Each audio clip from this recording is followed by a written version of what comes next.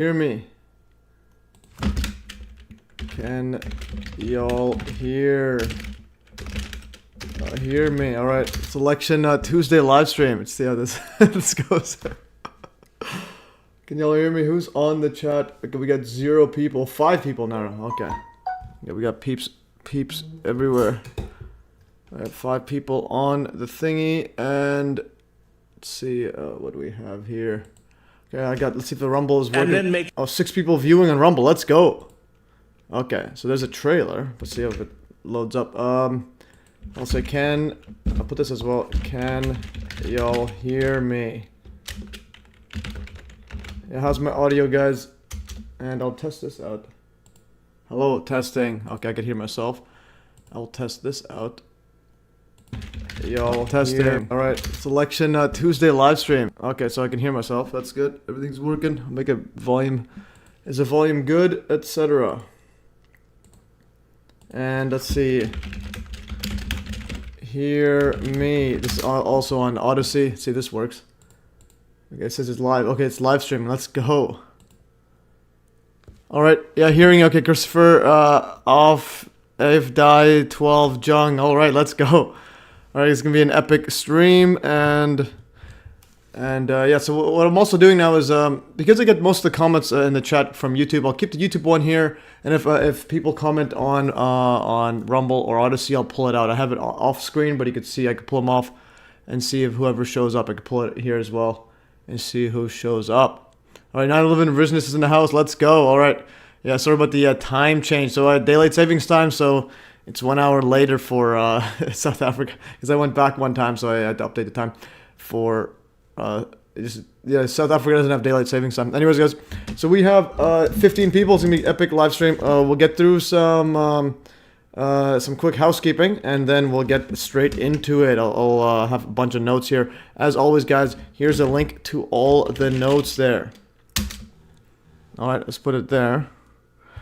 All right, so there's a link to all the links and notes and so on. And as always, do the usual the MES links. Go to MES links, guys, and all the links will be there. Become a super fan. Donate. Become a super fan. Get emojis, custom emojis, and there's a donate button and so on. Putting a bunch of links for y'all, and also Telegrams where I throw everything in before. I just throw everything in there. It's kind of like my notes set up there. And again, that's where I put everything in. And so on. There's a super fan donate button. There's a donate website, donate cash, crypto, Patreon. There's MES links, drop down, everything opens up, and you can go to the live streams, click the super fan stuff and other stuff there, 9/11 stuff, anti-gravity, and a whole bunch of stuff. And there's the $15 a month or $3 Canadian to get these custom emojis, and you fund the MES operation. All right, and what else was there? Oh, yeah, also the Telegram. I'm just going to use the Telegram desktop, so there's the MES links there. I usually throw everything in there, and then if something that is either pretty good or whatnot, I'll upload on YouTube. But YouTube, I used to double check, triple check everything. Telegram, I just throw everything in there, because it's easy to search and so on, and you don't get distracted by a newsfeed. All right, so that's that, and let's jump right in. Also, let's see if there's any other. Troubleshooting and so on. Also, another thing I'm going to be doing now is I will try a poll each week and then show the results in the following live stream. Okay, before I get to that next part right here. So the next one is MES MH370 videos creator ghosted me and never responded to my request for the Halloween live stream. So I'm supposed to do a live stream on Halloween. He ghosted me, so that's a no-go. And also no live stream this Saturday, since 2 streams in a week is too much for MES unless it's on or around 9/11. So none this Saturday. I'll get back on it the following Saturday. And again, I'll be going to John and Nancy's lab. John and Nancy Hutchinson's lab. And I'll be there in California from November 16th to 20th. Again, this is funded by donations, mostly for my brother, but also some others donated as well and help donate and so on. And I'll be doing live streams, multiple live streams there. It's going to be quite epic there. And also November 23rd, right when I come back on the 20th, and then 3 days later on the 23rd, I'll be doing a JFK live stream with Alan Forrest. It's gonna be absolutely epic stuff there. And also the next part is so this is one I'll be trying a poll each week. And before I get to that, another part I got some notes here. from some peeps telling me to speak slower and pronounce words more clear and less monotone. So yeah, let me know in the chat, guys, if I'm speaking too fast, too wild, etc. Just and so on. And I think there's another part. And also here, guys, MES job offering, add timestamps to the video, and also separate the video in parts and upload clips if you want. Feel free to monetize any and all of my content. Just put a link to the original if you can, but don't feel pressured to do so. All right, so that's that. This is troubleshooting from my own end. All right, so let's go over this stream right here. So we'll just read the title. So MES Livestream 61, America's last election, predictive programming. All right, so join me live during the U.S. presidential election between Donald Trump and Kamala Harris, which has been foreshadowed with predictive programming for years to be the last presidential election as we know it. And since we're doing this live, let's go. I'm going to check the CNN election results and the Fox News one results. So we're doing actually live, and also the Fox News election results. I just want to compare both and see what how they are presenting it. So see what these are showing, and see the election day. Let's see the election day from the left wing and right wing peeps. Let's see what's going on here. And yeah, it's gonna be quite a wild election. I think the results won't be in for a couple weeks, according to the script. So election results, let's see what they are right now. So 1 hour in, polls close at 6 p.m. Eastern. Oh, so that's in literally 2 hours. Is that? Because right now it's 4 p.m. Eastern. Yeah, so 2 hours. So literally during the live stream, polls close and then they start counting, and so on. Okay, so that is 260 to win, and yeah, so there's nothing in right now. I don't know what popped. I don't know why it's taking so long to load, because it's probably got a whole bunch of stuff here. Let's see. Okay, still happy Tuesday. Okay, Matt G's in the house. Just Pyre says, "Howdy, go USA." Go where? Where are they going? Yeah, all right. Let's go USA. Do all right. I think Canada had its election, or actually BC, my province, had its election. I think a few weeks ago. I completely forgot about it. I didn't even vote. But that is how it is. Anyways, let's see here. Okay, so this is nothing's showing up there. Let's see, these guys, nothing's showing up. They'll start showing stuff in 2 hours. So literally live. Just Pirate says, "I'm surprised we made it this far, but it's still such a stupid farce." Oh yeah, it's. I think a lot of it is a exercise in organization by like the world powers. They want to see how can we mobilize hundreds of millions of people for a 1 day voting and then counting it all up. So it's like it's similar with COVID. It's like, how do we mobilize all people to do the exact same thing at the same time and place and follow the same narrative. And then also get the technology for in COVID. You need to do, everyone needs to use Zoom and all these teleconferencing and so on. Now with election, it's like all the technology to count all the ballots, make sure you have redundancy, to make sure everything's in line and so on. So it's a big operation. It's kind of like WrestleMania.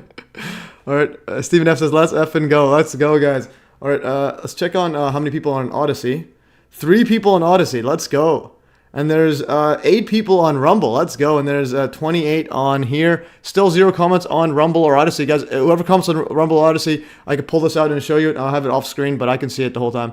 So if you guys want to comment, be the first on Odyssey and or Rumble. All right, then epic emojis, guys. So yeah, $15 a month Canadian or $3 American gets you these custom emojis like Stephen F. Absolutely epic stuff there. All right, so let's see what we have in store.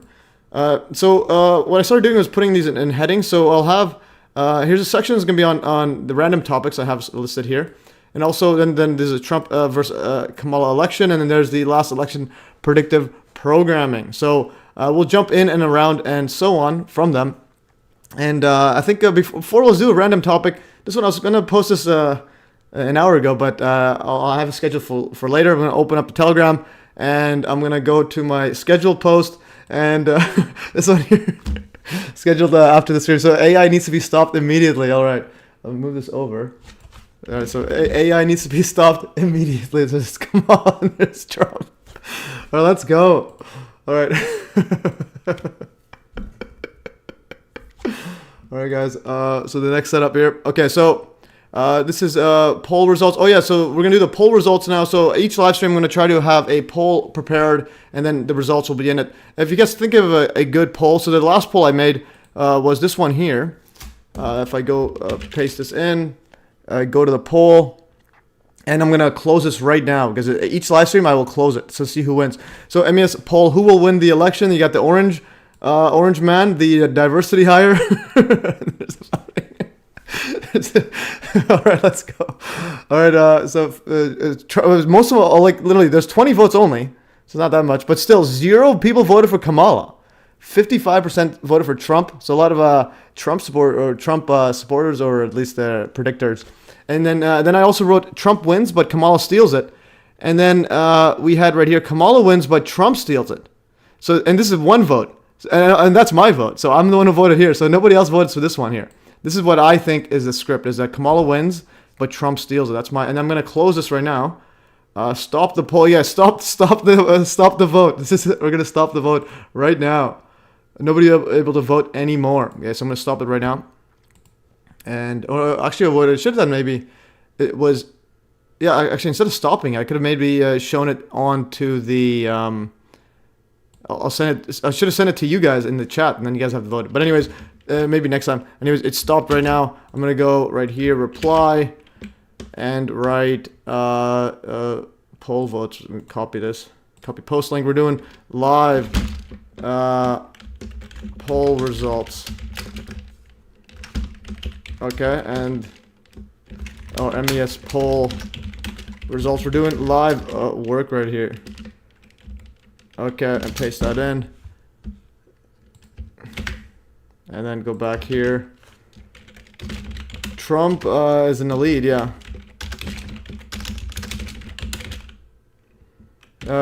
Trump is in the lead, followed by Trump wins. And Kamala steals it. Okay, so we're doing live work right here. All right, so that is that, and let's go back here. So let's go now into the, so it's Trump versus Kamala. I also want to make a note here before we get into these, actually, yeah, we'll go in this one first. I'm going to do last election, predictive programming. And then we'll go into this statement here, so you guys all know my view on this. Anyways, so most important election of our live stream, of our lifetime. I mean, so if you've seen my the trailer I made for it, I had to shorten it down. Weird stuff on the YT. Interesting, what's going on the YouTube there. Okay, I'm gonna go here. So we're gonna watch a lot of this one here. So this is the most important election of our lifetime, guys. Every election, and let's see. And I'm gonna play this right here. This is a good video. We'll play a lot of it. And then make sure they actually do. I'll have it make it normal speed. Okay. So now, just to drive home the point of this reality TV show we're in. So once it goes. And then make. Yeah. So this one right here. Just drive home the point. So so Trump is a billionaire and former reality TV host. Okay. And this guy's supposedly. Elon Musk is supposedly the world's richest man in the history of mankind. All right, and now he's supporting a billionaire to again make America great again. So it's like if just by narrative style, it's like, are you actually believe that the world's richest human alive ever born? That's also named this kid with like numbers. His kid's named like X3784 or whatever, and his son turned trans as well. Actually, 1 second. I just have to close some doors.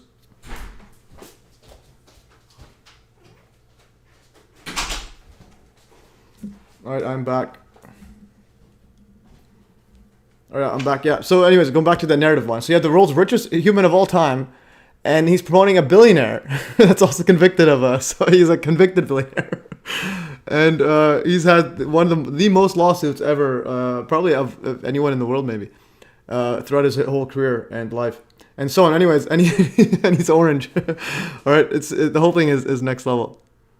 Okay, and then Uncle Phil says astrology thing I saw on X. Apparently, Saturn is passing through a constellation Andromeda.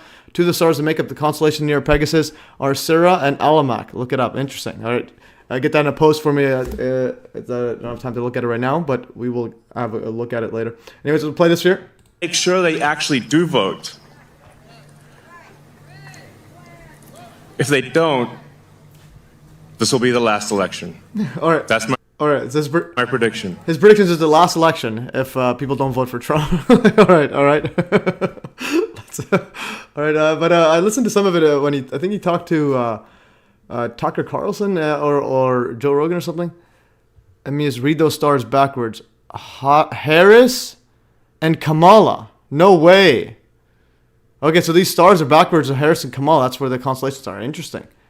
That's absolutely wild. Anyway, so apparently his reasoning is that if Kamala wins, they'll import more illegal peeps to go through swing states, and then basically Republicans can never win, according to I think that was his reasoning. But anyways, the optics is he's saying it's the last election. Nothing's more important. Nothing's more important. I think this election. So guys, nothing's more important than voting for Trump. It's like everybody forgot every single psyop that's happened. COVID, 9/11, free energy suppression, literally earthquake generation, like creation, hurricane for tech, geoengineering. But this thing is the most important, and also war and like literally genocide and so on. But this is the most important, guys. I think it's the most important election of our lifetime. This is the most important This is 2020. election in the history of our country. This election is the most important in the modern history of this country. The election in 2020, without hyperbole, is going to be the most important election this country has undergone in over 100 years. Not a joke. This November's elections are more important than any I can remember in my lifetime, and that includes when I was on the ballot. There are just 8 days left in what is the most important election of our lifetimes. This will be maybe the most important election that our country's ever had. There's never been a more important tomorrow in modern electoral history in the United States than tomorrow, and that's not hyperbole. We know what is on the line and what is a truly most important election of our lifetime. Has anybody ever said that to you before? This election is the most important election in our lifetimes, no matter what generation you come from. I truly believe this is the most important election of our lifetimes. This is, I think, going to be the most important election that we've ever had. Really one of the most important elections in American history. In every campaign, they tell you the same thing. This is the most important election in a generation, the most important election in our lifetime. This one truly is. He even tells you, everyone says it, but this one is. 2008 is the most important election in our lifetime. This is certainly the most important election in my lifetime. This is the most important election you've ever voted. Is this really Biden? Like, every time I see the old Biden, like the former Biden, it looks so different. I'm like, this got to be a clone. All right, it's not an election; it's a selection, all rigged. Yeah, but like I even told Amaterasu Solar that even though it's there's a script going on, but these actors still have to perform. It's like when you watch a circus, there's still a lot of super athletic people that have to get their lines done and their jump and their acrobats correctly. So they have to perform very, very well, otherwise they're not going to be selected. It's kind of like WWE. You still need to do the jump over the top rope and high flying maneuvers, but it's still script. But you still have to do it. So in other words, it's not anyone they can't just go and randomly pick anybody. It's they have to have a well crafted, very talented people. Like these are talented liars. Put it in your entire life. My fellow Americans, this is the most important election of our lifetime. All these choices make this one of the most important elections in our history. The election of 2004 is one of the most important, not just in our lives, but in our history. In 2000, as we go into what I think is the most important election we've had in a generation. In what will be, I am convinced, one of the most important elections we're likely to see for the next 50 years. It's the most important election of my lifetime. I think one thing you and I agree on is the last election was perhaps as insignificant and uninteresting as any presidential election in our lifetimes. Yes. 1996, in my opinion, is going to be the most important election of our lifetimes. There's a tendency every time it rolls around to say, well, this... I think the guy was doing his weird hands thing. Just go back. Yeah, go back. Yeah, look at his hands. I think he's doing that hand thingy. Even in 1986. Wow. Let's see. Keep going. There's a tendency every time it rolls around to say, well, this election, this is the watershed. This is the big one.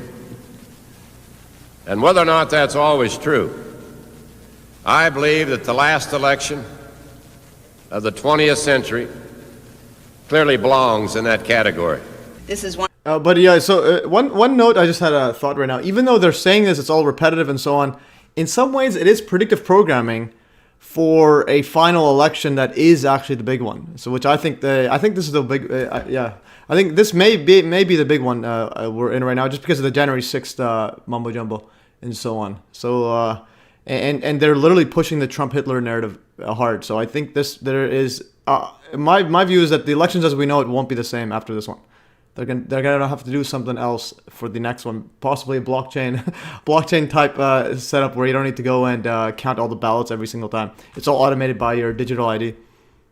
So that is what I'm gonna go here. One of the most important elections in our lifetime. It may be the most important election in our lifetime. The next election may be the most important one in 100 years. In what is almost certain to Ride Liger, let's go.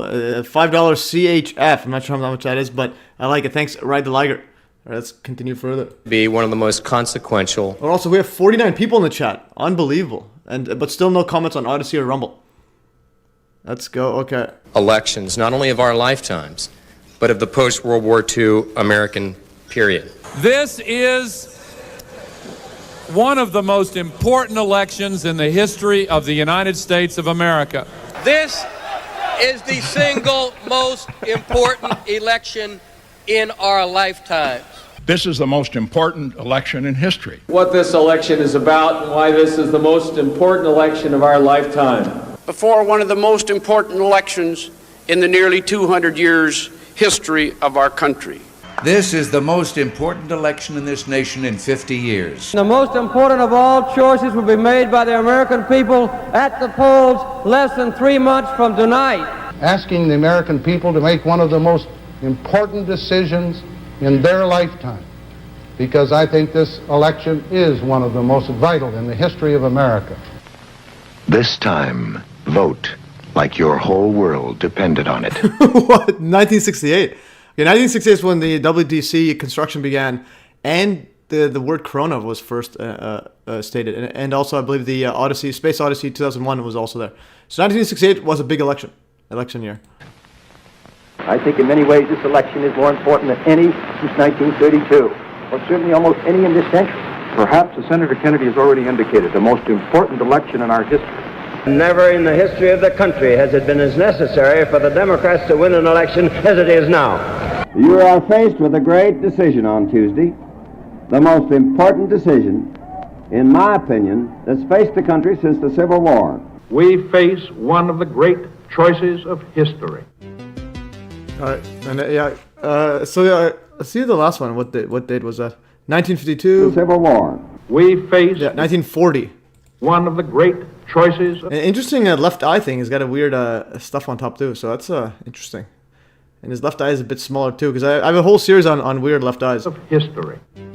Yes, so that was interesting about his left eye there. But anyways, for those not aware of my giant MES links, MES.fm/eyes, I have a giant post about weird left eyes. So you got this one here, literally a few months after 9/11. He falls off. George Bush allegedly fell off his couch in the White House while eating a pretzel, while choking on a pretzel, and then he has a weird thing on his left eye. It looks like literally a surgical needle through it. And and then this guy's weird left eye, Harvey Weinstein. This guy's literally a robot.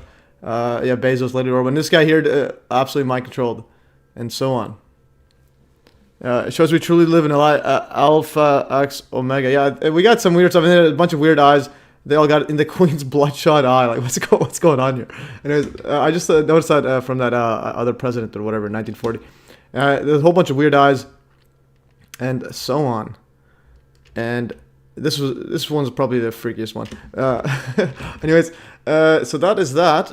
let's see what else. So that was the most important election of our lifetime. So now we're gonna go next thing. I'm just gonna like flip flop from back and forth. I'm gonna go to this one right here. Again, here's just for full disclosure on my view on politics and so on. So politics is fake, super fake. Stop believing in it. Both Trump and Kamala are likely blackmail into the same gross satanic garbage as Epstein, Diddy, etc. And also, again, they're all war criminals, willingly or unwillingly.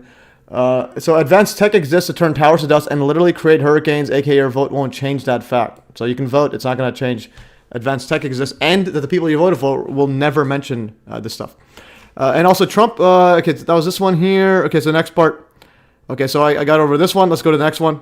Oh yeah, so another more on the predictive programming. Yeah, so I'm going to try to make sure that the title of my live stream is I go through it throughout the video, because before, like most of the live streams I do, I would do the main topic sometimes like an hour later for depending on what I'm distracted by.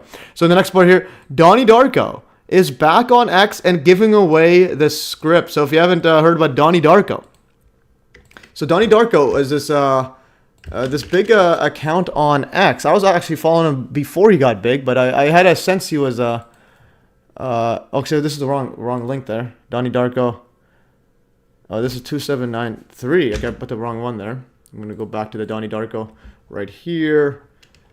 I put the wrong link. This is the Donnie Darko one. Copy post link, and we're gonna open this up and search up Donnie. Okay, so this one is the one I wanted. Okay, so that's that. Yeah, so we're going back to the Donnie one. So, okay. There may be lobotomized. Yeah, I think there's some sort of weird advanced tech. Okay. Okay, Aletha33. We got a first comment on Odyssey. Let's go. Okay, why does it hide that? Okay, so yes, I can hear you following on YouTube and here. Let's go. First comment. Epic stuff there. So yeah, I'll have these open on the side. And I'll only keep the most active ones. So right now, YouTube's the most active, so I'll keep that chat around. So that's the thing. If you guys want all platforms, go use them, and then whichever one's the most, I'll use those. Okay, guys. Next part here. Okay, so the Donnie Darko. So if you don't know who Donnie Darko is, this guy was a big X account that was predicting Trump Antichrist mumbo jumbo and so on. But he was also saying that Trump was going to do like years ago, 2022. He was predicting that Trump would have a fake assassination attempt, and you look through all the predictive programming he posted. Yeah, he's definitely right. He's like he predicted that one, and again, I think he probably knew the script. So, anyways, so here's Donnie Darko's post that he came back on X after he was doxxed, and then he was found out to be a MAGA alt media influencer, and then now he's deleted his alt media accounts.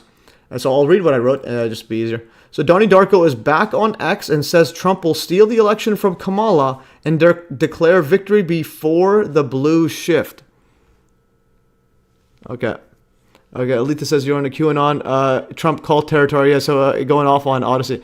Yeah, so Odyssey, for most part, well, probably not on my channel. They probably don't comment on mine. But they know my views. Anyways, so Donnie Darko is back on X and says Trump will steal the election from Kamala and declare victory before the blue shift.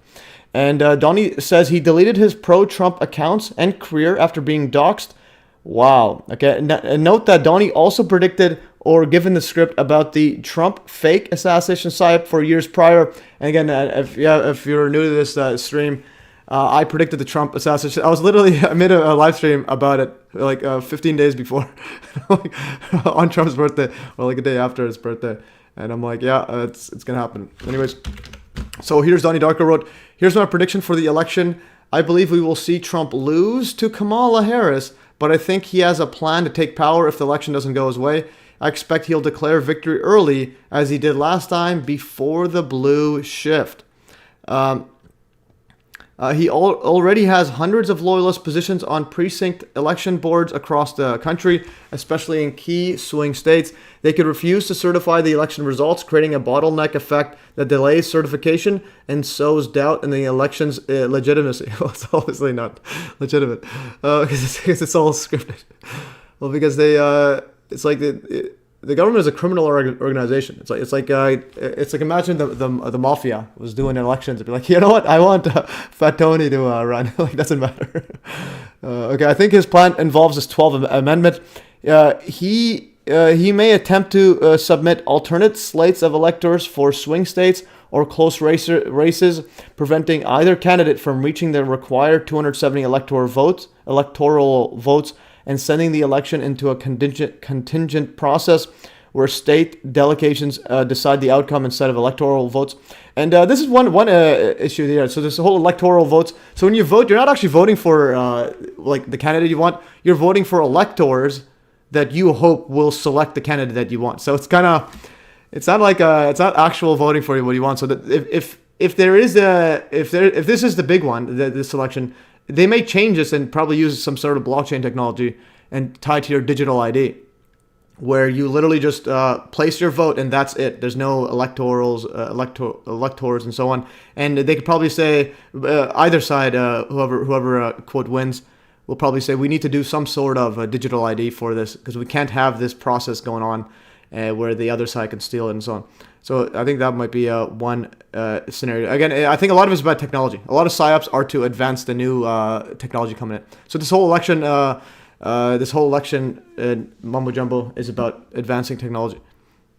In this case, surveillance and blockchain technology. So it says this strategy would rely on Republicans controlling the House, so they would need to win the majority in the November election.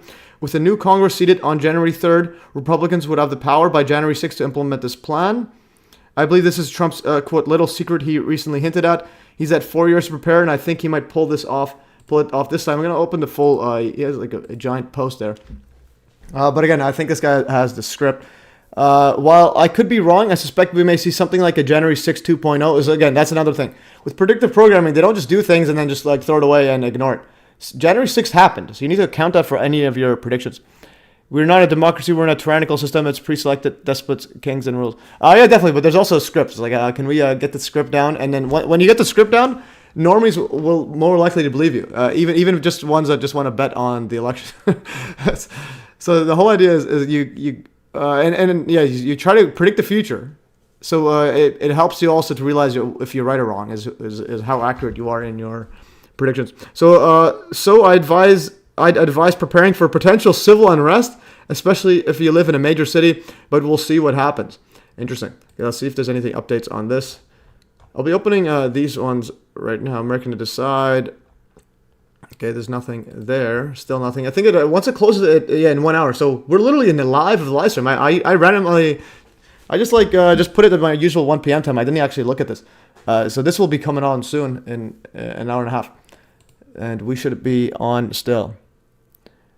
Okay, let's see. The next part is, okay, so going back to that, Donnie Darko one. And so again, going back to Donnie Darko and also the blue shift.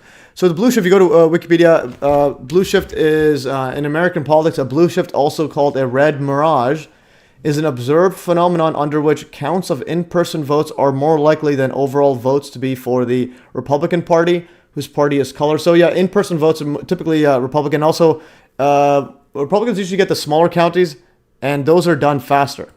Whereas the Democrats, usually the big cities, vote for them, and those take longer. So you typically have like the votes come in, you'd be like Republicans are winning, and then you have that big giant jump there in the Democrats later when those get counted. So while provisional votes or absentee ballots, which are often counted later, are more likely than overall vote counts to be for the Democrats party. Especially if you have a big city, it's very, very unlikely that all of them are going to go and try to jam-pack the vote inside on the day of the election. There's just too many people in that city. So typically they just mail in the ballots and so on. And also this is a Donnie Darko. For those who are following his situation. So he said, I was recently doxxed and people discovered my identity and the fact that I've spent my entire career in adult life working in conservative media before I had any clue about the things I talk about on here. This put me at a crossroads. I had to choose between... and also his name is Donnie Discerned now. Interesting. I had to choose between continue the career that supported my family or standing up for what I believe is true. In the end, I chose to delete my accounts, throw my career away, and find a regular job in my local area. This decision has meant dramatically lowering our standard of living. We're preparing to move and make significant cuts to our expenses. This change has been challenging, impacting both my marriage and my mental health, but I'm trusting God and doing what I believe is the right thing. Interesting. Yeah, so that's quite wild. And again, to show you who Donnie Darko is, way before, this is in 2022. So he made a whole thread on Trump assassination predictive programming. So Trump card, he showed even in 1958, that TV series showing that a guy named Trump trying to build a wall and just a con artist, trying to get cash from the public and make a wall to prevent disaster and so on. And he gets shot at the end as well, and a whole bunch of other stuff here. And again, for those not aware, if you go to my streams, let's go to streams right here. I made stream. Let's see when was that stream? This is this one right here. This is 4 months ago. Trump fake assassination predictive programming. Again, I made this before July. This is. I want to see when these were made. This is literally on. I made this on the 15th. Yeah. So I posted this. This is June 15th. So literally a month before. And this was Saturday's 15th. Otherwise, it would have been on the 14th. Because 14th was Trump's birthday. But then I don't do that on Fridays, so make it on that. But anyways. And again, for those predictive programming, I had some people saying that you can't predict predictive programming. Like if you can see it ahead of time, it won't happen. And then, then I'm like, I don't know about that. So anyways, so I wrote, Joe Mays a deep dive into the many instances seemingly foreshadowing Donald Trump's upcoming fake assassination and recovery. And again, I wrote this here. Unlike other claims of predictive programming, this one is for an event that has not yet happened. So again, when you can predict the future, as a lot of people have hindsight, like in hindsight, their vision is 2020. So again, hindsight's 2020. Everybody that looks back at what happened, they think, oh, well, obviously that happened. Yeah, but that's because you're looking at it from the vantage point of this happened. But what if you don't know what happened? There's millions of things that can happen. So that's the thing. How accurate you are in your worldview, you can predict the future. Let's go back here. The next part here. All right, so we went over that. That's Donnie Darko. Okay, so now we have that. I'm going to go back into, let's see, some other election stuff or random stuff that is not related to the last election. Oh, actually, before I get to that, for those who don't know, but this is the Donnie Darko one. So here's Donnie Darko. So Donnie Darko exposed as MAGA. So he's pushing. He made a whole Twitter account saying Donald Trump's the Antichrist and so on. And but then he was found out to be living as an alt media influencer, so a MAGA one. So Donnie Darko exposed as MAGA alt media influencer Mark Luchman and now Logan Myers, and sounds like a case of Freemasonic chaos magic, or with the K. And so here's Donnie Darko, or what's his name, Mark Luchman with Candace Owens, and at the same time he was saying Trump's Antichrist and so on, and then. Yeah. So he was basically, people are calling him out once they find out his identity. They're saying, hey, on this one channel you're saying God and Christ alone, yet on another one you're saying your online persona, you're a straight up political commentator grifting, and so on. All right, actually that was an interesting photo. Okay, so anyways, and so on. You can see, and then he didn't post until he didn't post for like over a month. On September 4th was his last one before he started posting in October again, and.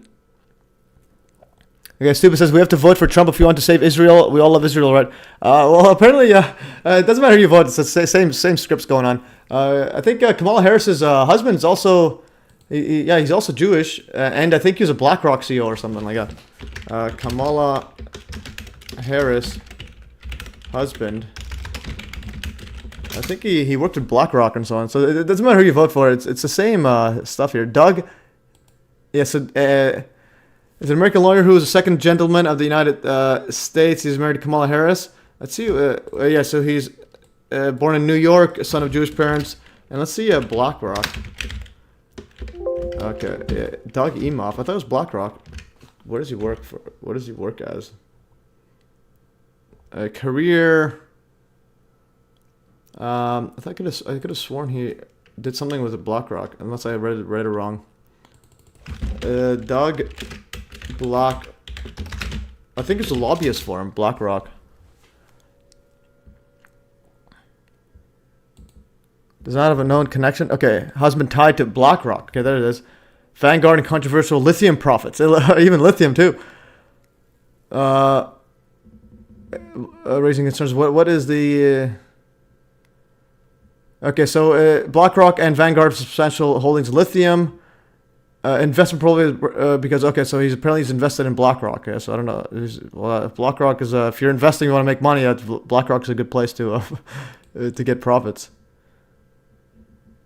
Okay, no, it just says net worth according is largely tied to various investment funds, many of which are connected to.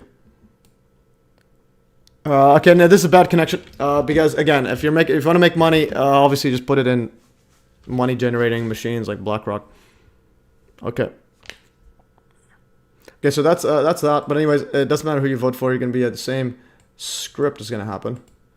All right, so this is this. Let's see what else is. Okay, so that is that. Go back here. Random topics. Okay, I'll go through a random topic right here. And also, UFO orbs witness knows Trump. Knows Ashton Forbes lied. I'm going to do this a random topic, and then we'll jump straight back into some predictive programming, or some other Trump versus election, versus Kamala generic programming. All right, so that's Donnie Darko for y'all. Okay, so this person right here commented on my channel. It says.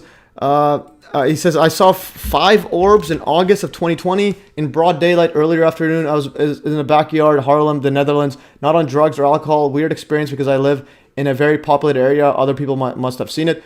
They were, it seemed, a couple of kilometers away, below the average traveling height of commercial airlines and dancing around. I live nearby Schiphol Airport, so I'm quite familiar with air traffic. I also saw orbs in 1997. Perth, Scotland, earlier in the morning, but I had a few drinks the night before, so that moment I had thought maybe I drank more than I thought. I think this realm we live in is more mysterious than most people can imagine. And then he says, by the way, I don't buy anything that Forbes guy says. Video is fake. Yeah, the MH370. And also, speaking about orbs, my brother literally told me yesterday that he saw orbs a few weeks ago when he was flying back from Mexico. And he says that he saw 2 orbs, like big ones, like 100 meters away from the, it's coming against the direction of the plane. Like underneath, looking out the window, and that he said they were literally going parallel, and for a whole minute he saw them, and it went straight through. I think he tried to film it, but it was all black on the phone or whatnot. But anyways, but he didn't film it. He tried to pull out his camera, but it was hard to see. It was all black. But anyways, but he was saying he's literally seeing them, and there's nothing in between it. Like literally 2 orbs flying parallel, constant speed, like I think under the plane or whatnot. I asked him to draw it out for me, so and I'll post it on the next live stream. But yeah, so that'd be pretty epic, guys. So he literally saw orbs, and he said he was absolutely freaked out, and it was at nighttime. Everybody else was like sleeping. He was awake at that time in the plane. So that's quite wild. All right, so that is that.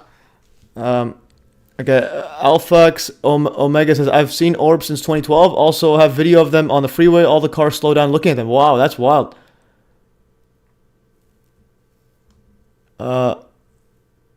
Okay, so N Nibs, why does this man talk like this? Talking about me? It's almost like he has a stutter, but I'm confused. Something about how he speaks makes it hard to follow. Rather, but no, why does he laugh so much? I guess it's we live in a fake reality. But anyways, speaking is. I speak a bit quicker, but I know some people say they like my voice, so it's all personal preference. But anyways, I will try to enunciate more often with my vocab. All right, going back here. Okay, Donnie Darko is back on X. Okay, so I'm gonna go over this one right here. This is another predictive programming one. I saw this 3-part series. This ABC News in depth. That's the name of it. It's an Australian news. I think a partner or whatnot with ABC or their ABC News affiliate. So pushing out America's Last Election series and Project 2025 series with major Trump dictator antichrist themes. It's actually quite mind-boggling the way the mainstream pushes this out. So this one I highly recommend looking at this just for predictive programming purposes. So America's Last Election, The Big Lie. They literally put 2 weeks ago. And then they have this was part 1, The Big Lie, if you're listening. Part 2 was the fake electoral plot, if you're listening. So again, they're telling you the exact same script. It's like they have a game plan, and they're telling you how it's going to go about. And it's like they wouldn't put this much effort in. It's like a high quality production. And then there's also the part 3, Trump's plan to reject results. So basically, and he says exactly what Donnie Darko says. Basically, Trump has, according to the script, a whole lot of Trump loyalists in and around the country on the polling sites and other sites inside where they have to do the electoral, like voting or whatever. And basically, what happens is, Okay. All right. Yeah, and basically what happens is that as the Republican, like the Red Mirage or whatnot occurs, so Trump's going to be winning. As the Republicans get the votes early, because that's typically what happens, Trump's going to declare victory sometime before the election is done. And then before the blue wave, where you're going to have a big giant jump in Democrat votes because of big cities and so on, and because they have the absentee and mail-in votes. So that is what will happen. Yeah. So basically, and then once he declares victory, and then all of a sudden the Democrats actually win according to the script, and then all of his people that he has installed everywhere will not certify those electorals, the actual electorals or electors. That's hard to pronounce. And basically, they'll have to send over.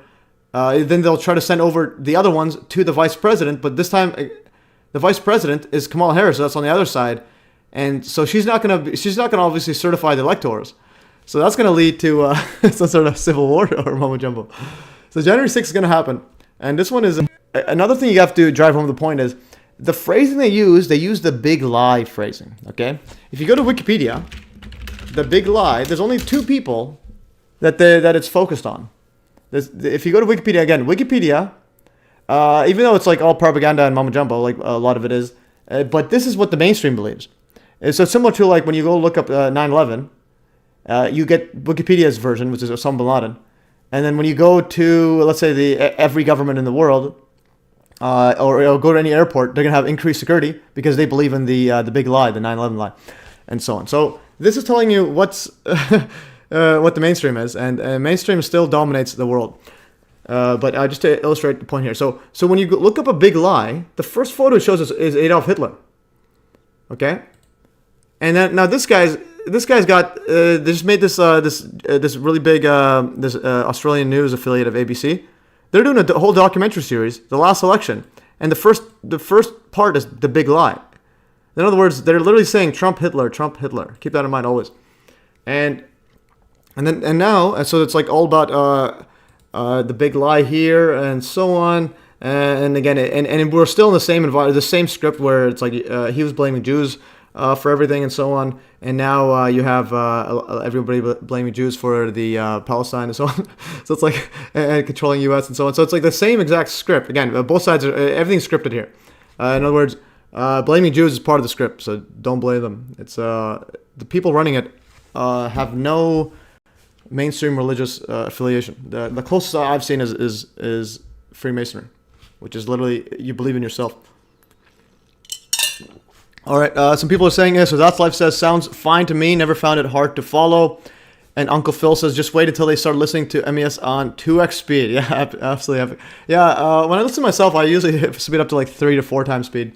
Just like how do you know what I'm saying? But yeah. And then Inc. NXD watching on 2x to catch up. Let's go.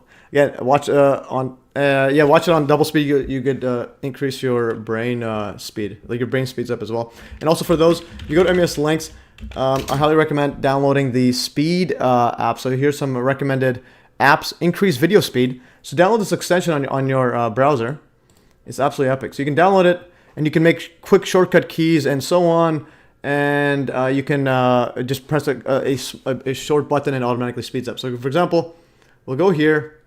The center. I'll play this, and if I press P, it makes a double speed, and I can go like this. I can see this button here. It's at 4 times speed, 5 times speed, and I can go back to normal speed. It's 8x speed. It goes to 16x speed maximum. All right. There on the roof with you. Ready? And yeah, so if you watch this right here, it literally tells you how it's gonna happen, and so on, and it tells you the blue shift as well. And so on. So blue shift to tell you what's going to happen. It's going to be Republicans leading, and then there's going to be a big giant jump. So, but before that jump, Trump's going to declare victory. Yeah, it is clear they're trying to do the same thing as then. Yeah, so yeah, but it's on a bigger scale. So the way the script is, it has to seem believable to the Wikipedia folks, the mainstream people. So the big lie needs to seem believable. So in order for the actual government to be taken over by Trump, the first time around, it has to seem haphazard. That's the January 6th one, where it seems like Yeah, they're just walking in, and then the police officers, some of them letting them in, some of them are just like pushing in, trying to go into the Capitol for some reason. And you got the guy with the wolf costume, whatever he's wearing. Let's see, go back. Yeah, so I'll open this one right here. See, January 6th. Jan 6th. I think I had it way back here. January 6th right here. January 6th. I think I had a full live stream on it. Where's that photo I had? Yeah, this one right here. Yeah, this guy right here. Now I photoshopped my face on it. But anyways, so they had this guy here. It's like a big clown show. Where obviously, everybody's gonna laugh at them eventually. Won't actually take over. But now you have 4 years to do it, so now it's gonna be much more sophisticated. Now you have all mainstream media and alt media all pushing. Basically, a lot of mainstream media is being pushing this one right here. What time did the votes switch during counting in 2020? That's a good question there.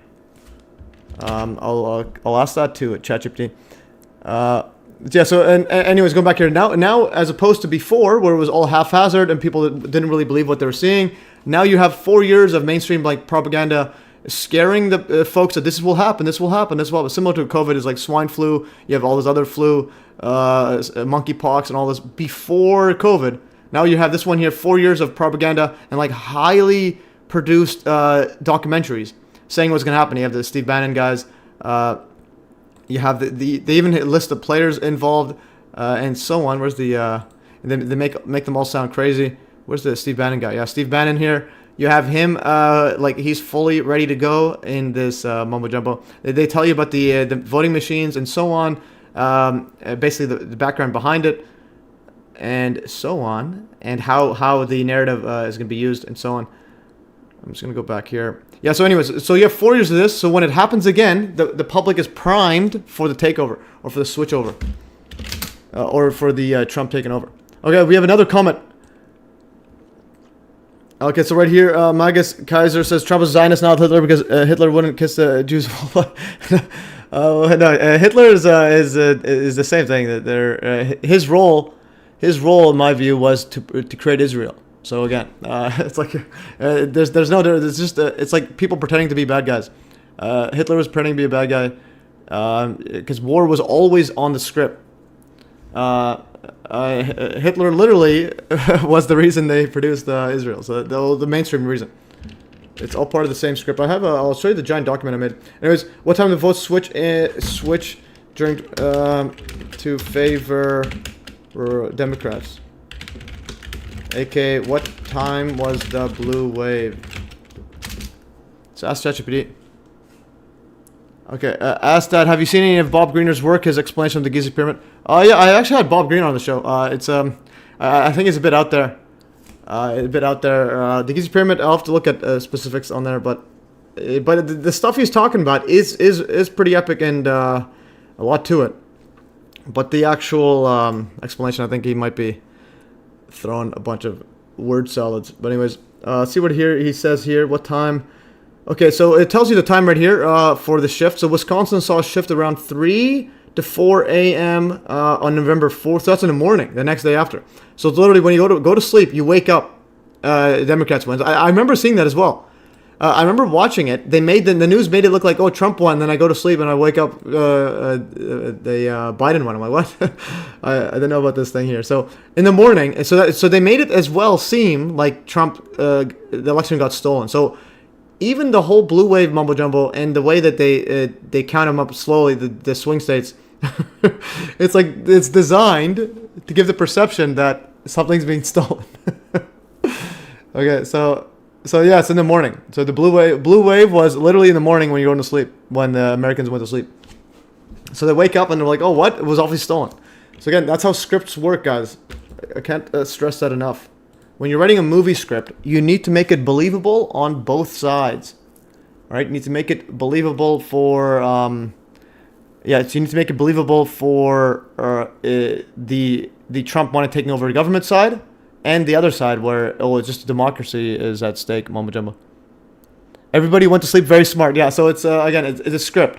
But then it's a script, but then from the Trump side, be like, oh, well, obviously they're going to steal it when you're sleeping. And then, so that's how it is. The sad thing is my family doesn't get this. Yeah, that's the thing. It's like you have to drive home the point.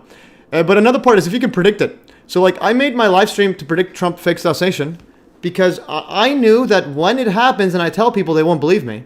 That's what I had to do beforehand. I can't just like, oh, obviously it's scripted. But if someone's telling you the script, listen. Anyways, going back to this is the big lie. So the big lie on Wikipedia has again photo of Hitler, and then when you scroll into it, who's the only other guy they're talking about? You're going to be talking about Trump. Trump's lies of a stolen election. So you got literally it's all Hitler, and then you got Trump. All right. So there's a lot of Trump Hitler narrative here, and also for the other guy here on Odyssey saying Trump. Albert Pike wrote a narrative. I think that Albert Pike one, it wasn't actually his quote there, but it is a very interesting quote. I think the exact who wrote it is still up for debate there. But yeah, that script is gonna happen. This is a Freemasonic script for World War. It's a lot of it is similar to that happening. But I think eventually they'll have some sort of UN world government set up there. It's similar how World War II created the UN. United Nations, League of Nations, all that. That's you have to realize what is the purpose of every psyop. And also going back here, so Trump wouldn't kiss the wall. Well, Trump is his character is kind of like an amoral guy. He'll do whatever it takes to give him praise or whatnot and power, according to the script. So him kissing the wall doesn't actually mean he's pro-Israel. So my script is. My narrative of the script is that he'll make a peace deal with Israel, Middle East. And so Palestine and so on, and then it'll be he'll be praised for it for a few years, and then eventually he'll backtrack on Israel and cause World War III. So that's the Antichrist script, where he'll backtrack on Israel, even though it seems like he's the biggest champion for them, and then that's the kickstarts World War III because he'll betray them according to the script and so on. So it's how it is. It's like he'll do whatever it takes according to the script. Anyways, so if you going back to Wikipedia again, Trump is mentioned in the big lie with Hitler, and now you have years of Donald Trump sowing of election doubt. Okay, and then when you have this guy, and then all the conspiracy realist peeps, they're being lumped in with Trump. So when someone says when you deny, let's say 9/11, they're like, oh, what are you, a Trump supporter? That's like literally what they say now. It's like, no, it's an orange man. Okay, it says 2 years before, it says rigged election statements. He went from 2 years before to, let's say, it increases right now to 500 times. Election day, and it is all pumping up. 2016, 2020, and this is 2024. Trump might create the second Israel just as Hitler created the first one. All children happen to Jews. Yeah, this is on Odyssey. All children married to Jews. Yeah, that is an interesting. It's like a connection how they all just have to be from Jewish or Israel or something like that. But I think it's again part of the whole narrative, because these people, it's like even who they're married to is part of the script. They don't just go and marry anyone on their own on their own willpower. All right, so that's that. But yes, it is very interesting. But again, nonetheless, the reason I say it's not the Jews or whatnot. If you actually go read the religious scripts, there's nothing that actually matches what's happening. The closest quote religion I find is Freemasonry, and mainly because it's secret. They literally tell you it's a secret society where you have to do like swore blood oaths just to get advanced in it. So it's like you're literally telling you how the world's run in secrets and classified tech, classified everything. And his secrets, and then eventually all you learn is man is God. That's what Freemasonry teaches you, that and so on. All right, going back further. Okay, so that was this spot right here. Yeah, there's a lot of Antichrist themes. I'll play some of this actually. Let's play a bit. I don't want to get copyright strike. Let's see if we can play some of this. At least the 333 says my comments on YouTube are not appearing. Am I censored? Interesting. Okay, so we're getting a lot of comments on Odyssey. That's good. But Donnie, you were before. I don't know what's going on. Okay, let's see. Fan funding, stickers. Globe, what do you mean by the script? Well, what I mean is it's not, things aren't happening randomly. So the question is, can you predict the script? If assuming it's a script, what is it? So you have to actually take yourself out of the personal preference of what person, character, or policies you want. Talmudis. Again, Talmudis. If you go read the Talmud, the actual quotes, nothing matches up with anything that they're doing right now. Talmud is just a bunch of legal mumbo jumbo, trying to follow what the Torah says or whatnot. Anyways, okay. Trump says it was clearly impossible a plane go through. Yeah, he said that right after 9/11. Yeah, that is true. What do you mean by script? Okay, we'll get to the script as we go. Because again, for those who aren't aware, I literally predicted his fake assassination like 15 days before, or like a month before or something. Anyways, we'll play some of this. I forgot which timestamps to do, but I will. Okay, show right here. They even have a song a lot in there. Going back. Okay, so that was this one. I'm gonna go to part 2. See if part 2 is anything. I'm just gonna sift through and see if something pops up here. Again, this tells you the electoral setup here. Oh yeah, okay. This is an interesting one. I'll save this one for this part right here. Magus Kaiser. Oh my goodness, it's like everybody. This is the Odyssey comment. Oh my goodness. It's like all right. Anyways, just enough mumbo jumbo. I'm gonna go back to this part here. Okay, I'll say this right here. I'll just jump to it straight ahead. So, going back into here, yeah. So JFK versus Nixon election. There's some very similar parallels. So when it was when Nixon was Republican vice president at the time, and JFK won and got shot allegedly. So now it's Trump versus Kamala this time, and Kamala is current Democrat vice president. So now it's like the exact same scenario, but it's switched over. Instead of JFK is the popular guy, or in some circles, yeah, he was Democrat versus a vice president, and then Trump wins, and then the question is, would Trump win and get shot again, and get his head blown off? Also, Rotary motion. Okay, Uncle Phil says, gotta go for a bit. We'll be back later. Epic stuff. Yeah, have a good one. Also, Nixon certified. Yeah, and also in that same election where you had the vice president against the against JFK, you had Nixon vice president against JFK. Nixon certified an electoral's change in favor of JFK, but election was lopsided, while Pence didn't certify Trump's electors. And also, this whole thing is related to the vice president. I should have known it was Kamala's going to switch right away, just because the whole thing was scenario was around Vice President Pence and so on. All right, so this person Magnus, delete all the comments. All right, so we got Magus delete all the comments. Who removed them? Not me.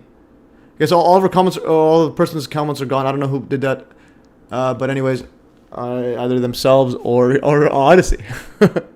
That's interesting. I don't know what's happened there. All right, going further. Okay, so I want to point at the point here. So there's a lot of things, a lot of predictive programming going about the vice president and certifying electors.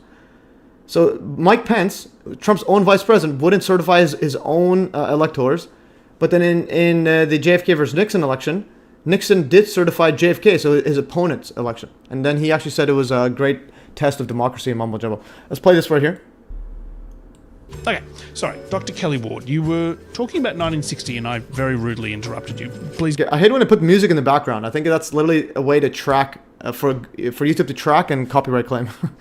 Go on. Let's talk about 1960. The Republican candidate, Vice President Richard M. Nixon, and the Democratic candidate, Senator John F. Kennedy. In 1960, the Democrat electors for John F. Kennedy met, despite the fact their governor had certified the election for Richard Nixon.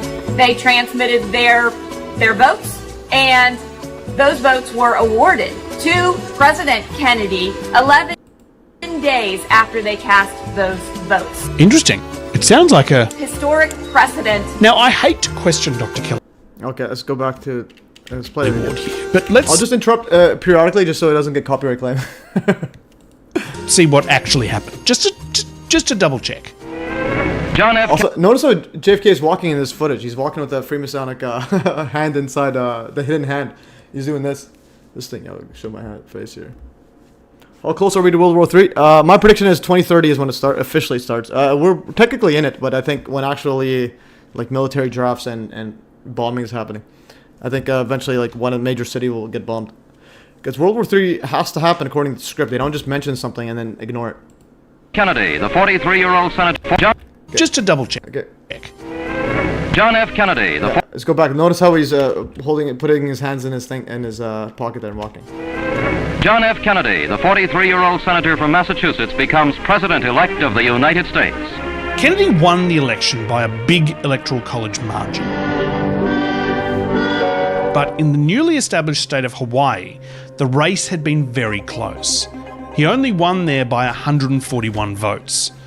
And there was some question about the numbers. There were fewer ballots than there should have been. Now, Hawaii's 3 electoral votes weren't nearly enough to sway the result. Kennedy had won big.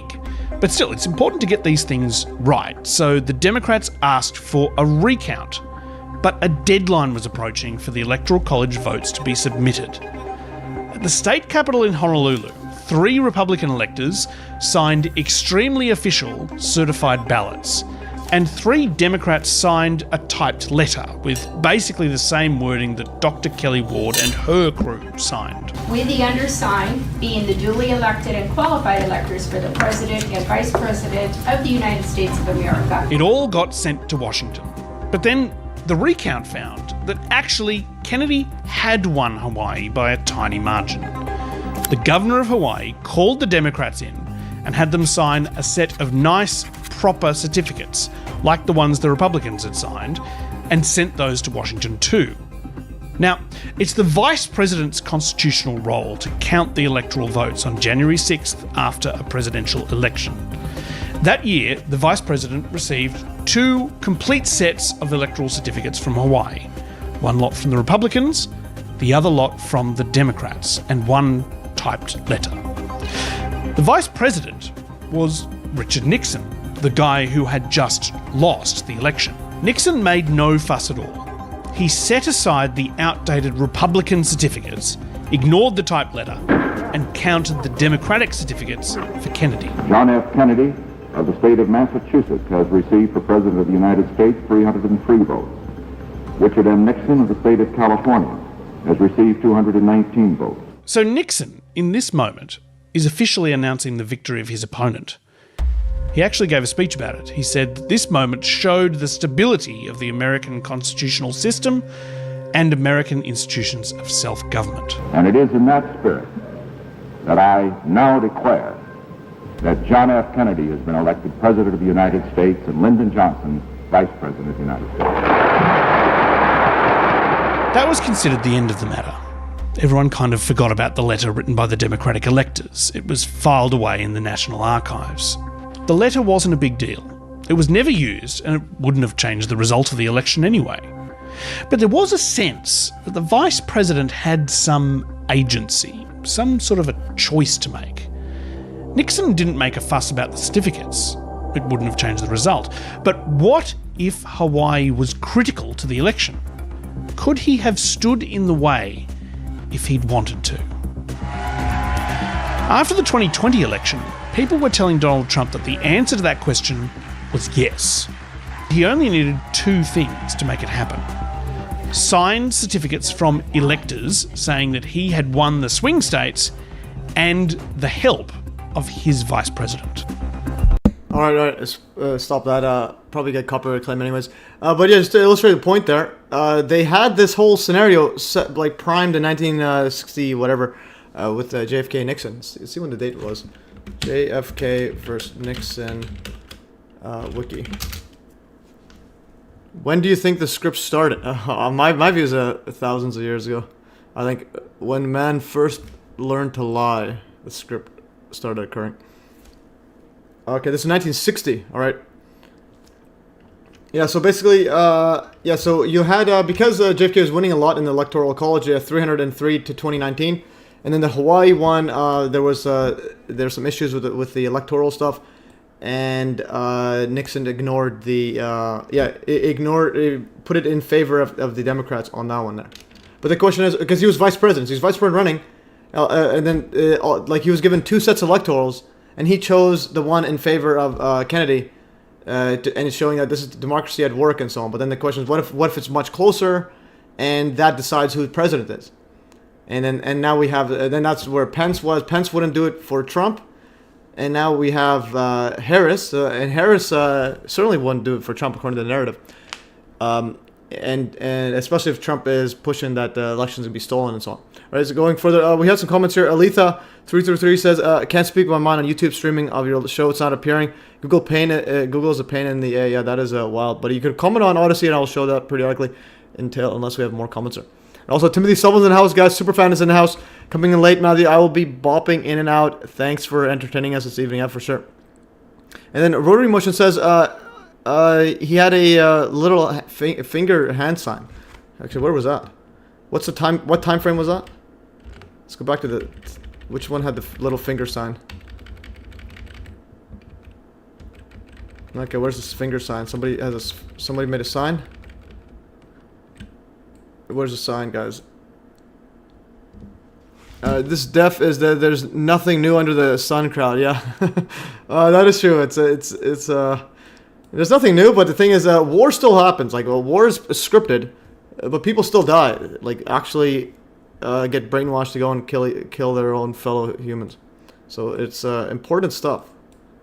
Okay. Anyways, I'm not sure where it was. Rodeo Motion. If you can screenshot from the video, let me know. It's a video, you could find it there. Okay. And when he had his hand in his jacket. Oh, when he had the hand in his jacket. Let's go back here. When did I start it? Okay. Oh, there it is. Okay, I'll mute it. I'll just go. About 19. Okay, where's the JFK one? When he walks in.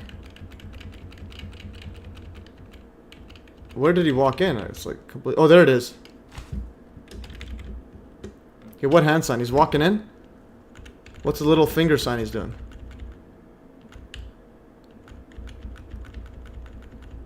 I don't know what he's doing. 1. Is that a sign? He did this. Is that a sign? Becomes president. Check. John F. Kennedy, the 43-year-old senator from Massachusetts, becomes president-elect of the United States. Okay, that's an interesting hand sign there with the one pinky. Yeah, but it's interesting. Okay, let's see if I else had it here when I was watching this earlier. Okay, so that's this one. Let's go to the part 3. The 2020. Okay, it's part 3 is interesting as well. Oh, this auto scrolls there. It's all right. That gets out of the car. Okay, so the next part is, yeah, this is now the voting machine mumbo jumbo, and so on. What else was it in here? All right. So and then the other one I wanted to show. Okay, there was nothing. But anyways, definitely watch those and get a grasp on what's going on. What's the most important?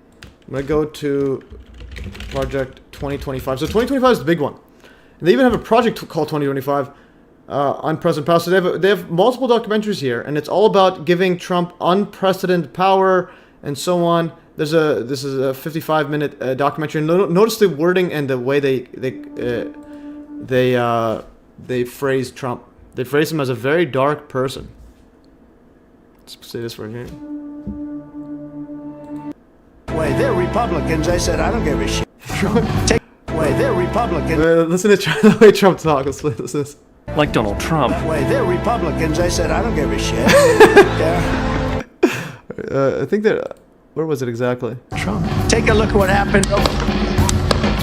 Even more relevant now after this, with the defiant Donald Trump looking unstoppable. Yeah, I know. If people believe this is actually happened like randomly, and it's not a giant script, and there's actually no bullet going through his ear or anywhere near his ear. Again, if you don't believe that, just please. I don't know. I don't know anymore. Okay, like if this is a photo op, if you haven't seen it. Hand tuck is Jack is a Masonic symbol. Yeah, definitely. In his march to the White House. To the presidency, he's going to be dangerous. It can literally destroy our democracy. I'm not sure the country will survive it, honestly. I truly believe that we could be on the path to authoritarianism. Yeah, so it's like, if this is happening to the script, yeah, they're going to push Trump's actually fascist mumbo-jumbo, and then where you need a UN to take over and prevent... so again, my view is, this is ultimately supposed to happen, where you have... this American project, the Constitution, mumbo-jumbo, eventually leads to a dictatorship or some sort of fascist rule, and then where you're going to have a big war, and eventually U.S. gets gets updated with the United Nations world government mumbo jumbo to prevent a person like Hitler, Trump, etc. to occur again. Again, it's similar to Hitler. Hitler's purpose was to create the UN, United Nations, and then also Israel for the upcoming World War III. Let's play this.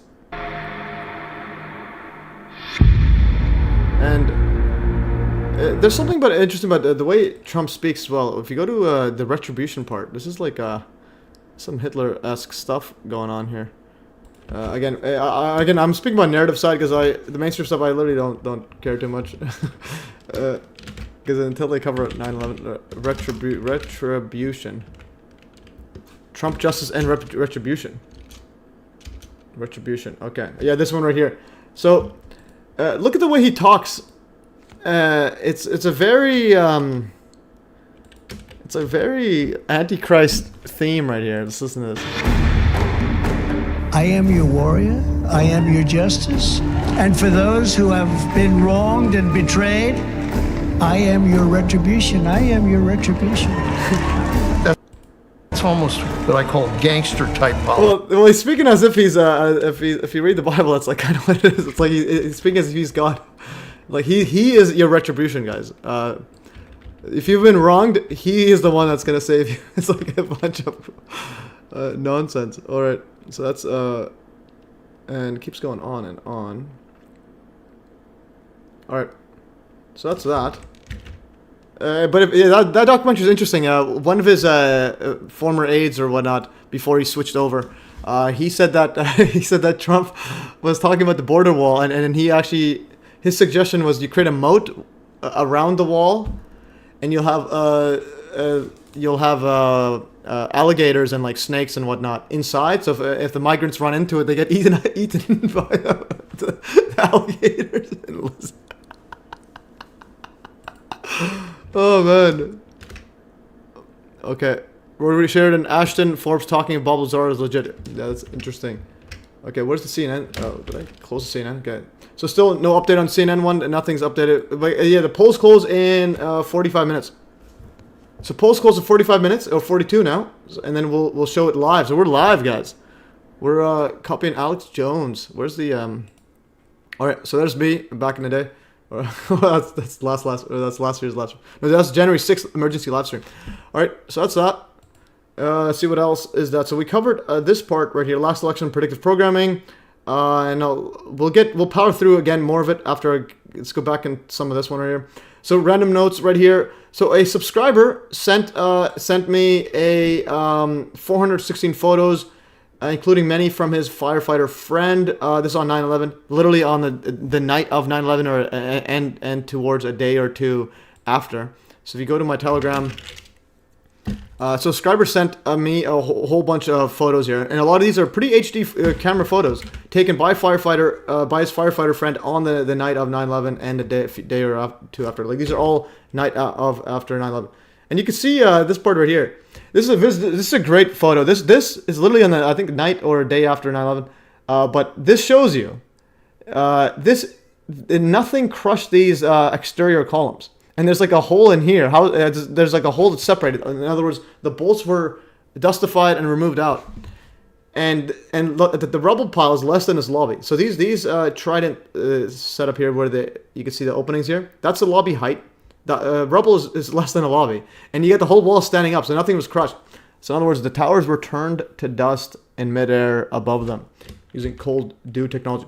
And again, you can see all the firefighters inside here. And this fumes was going on, and it wasn't hot. The steel wasn't hot, and so on. And you have score ends there. The bolts just removed, and we will never forget 9/11 dustification. So I will. There's a link, and there's a link to this right here. I'll open it up and see what we could find in there. MES photos. Yeah, when you go and click the link, you can go and see it. You get a zip file. It's pretty small zip file because the image files back then weren't that big, but they're still pretty good photo. So all the ones that start with the letter P were taken by his firefighter friend. The other ones, a lot of the other ones he just found, but the ones taken by P are the ones that his firefighter friend personally took. So I'll go over these ones. You can see some HD photos here. You can see. Yeah, this fire truck just like melted on top there, and so on. A lot of great photos in here. And big one, yeah, you can see everybody just walking on the steel, everything, because it wasn't hot. Another one. They're like literally inside, and there's the exterior columns there. Yet they're inside the lobby, and there's no 110-story building above them. Yeah, this is again, and there's like paper and everything everywhere. Yeah, there's fumes. Again, there's people walking in and around. Again, it wasn't hot. This is the exterior column of the Twin Towers. You're literally at the edge of the building, and there's literally nothing there. See some other stuff. Yeah, so all the ones that start with P are those ones. Are the ones his firefighter friend took. Let's pass forward right here. And this building, this wasn't even the Twin Towers or Building 7. It was just, I think it's Building 2 or something. And then some of the photos are inside Building 6, which just has a giant hole in it for some reason. I think this is Building 6. Yeah, you're inside Building 6, I'm assuming. And it's like the entire center is just removed. They're just turned to dust. And this is, I think it's Bankers Trust Building. And this Bankers Trust Building, this had to get demolished afterwards because it was like rusting from the inside out. Alright, so that's that. I think there's a whole bunch more. Okay, I will close this. Anyways, so that is that. What else was that? And also another part here is, in there, I wrote, there's a rare photo. Yeah, Judy Brown says really interesting photos. Yep, for sure. So if I go also here, there is a rare photo and angle of both the North Tower and Building 7 turning to dust from one side at the same time. Yeah, so this is a rare photo. So usually you see photos from the other side or from the facing this face of Building 7, but you can see clearly Building 7 and North Tower literally turning to dust in this weird white thick dust and across here. So you could go from there, and there's the vertical. There's the other one here. You have different colors here. You have the darker one, and now you have from the entire bottom and out. So the question is, why is there dust coming in from the bottom? The alleged plane hits the top. There's no fires at the bottom. There's not supposed to be anything. This is 110 floors. 93rd floor is hit. This is like a quarter-mile height. So there's like literally a quarter-mile away. Should not be turning to dust or on fire. But this is all dust. Look, it's like white here, and then the top is dark. So why is there thick white dust coming out of this side here? And then also Building 7 as well. Before the North Tower fell, Building 7 is also turning to dust as well. So you got some absolutely fascinating stuff going on here. And this is thick dust going on. And going on for hours and hours. And even after the towers fell, even weeks after, it was still fuming. So crazy stuff here. Okay, so I got some insider info. Let's say we got our first results right here. Oh, Sergeant News. That's a QAnon stuff. So we have right here, battleground states, Nevada. Trump is winning. They got Trump, and everything. I think they're pushing this part of the script. Okay, so apparently, according to Sergeant QAnon peeps, Trump's leading a lot right now. Except Pennsylvania, she's winning Pennsylvania and Michigan, but then Trump's getting a lot of red there. Interesting. I remember reflecting one morning, astonished with myself at concluding that I'm a no-planer. Yeah, that definitely. Oh, speaking about that, I'll have that at the end or near here. I think it's a pretty good time to show it now. So 9/11 no planes shirt again. I want to try to avoid saying no planes too much. What does this guy say? Trump wins Brent to 120, Bitcoin to 50K after 2 weeks start printing BTC to 50K, 150K. Yeah, but I highly doubt Bitcoin's going to 50K ever again. I have actually a post right here. For those, yeah, this one is just too funny. I have it posted right here. So every election year, Bitcoin has a floor price the day after the election, which it never revisits. So this is in 2012, $11, and then it never went lower than it. And in 2016, 719, and never went below it. This is the day after the election. And then 2020 was 14,900, and it will never go below it. And yeah, so again, that's That is my hypothesis. Yeah, it's not going to go any lower than it. Just because it gets, every administration just prints money. So it doesn't matter who you vote for. They're just going to print money and devalue the dollar. So going further. Okay, we went over this. Okay, I'm going to go over this one and then go to the Kamala versus Trump and predictive programming. So this one right here. So last week on Saturday, I didn't have a live stream because it was actually my brother's wedding. And Trump showed up to the wedding. You guys want to see Trump at the wedding? Yeah, so Trump showed up to the wedding. This is they had a photo booth and they had this right here. Much better content on this channel than the alternative I had a peek at. MES keeps it rational, unemotional. Yes, that is indeed. Well, it is. I am emotional about this. My non-emotion is I'm emotional, but not being emotional about it because you have to keep it level-headed. Meaning, 9/11 is a big one. Okay, these people are psychopaths, like literally scripting war and advanced technology suppression and reality suppression. And yeah, so it's basically that is a big one. That's what you should be that's what you should be emotional about. A friend of mine is coming over to support Trump because he keeps whining about what about the planes.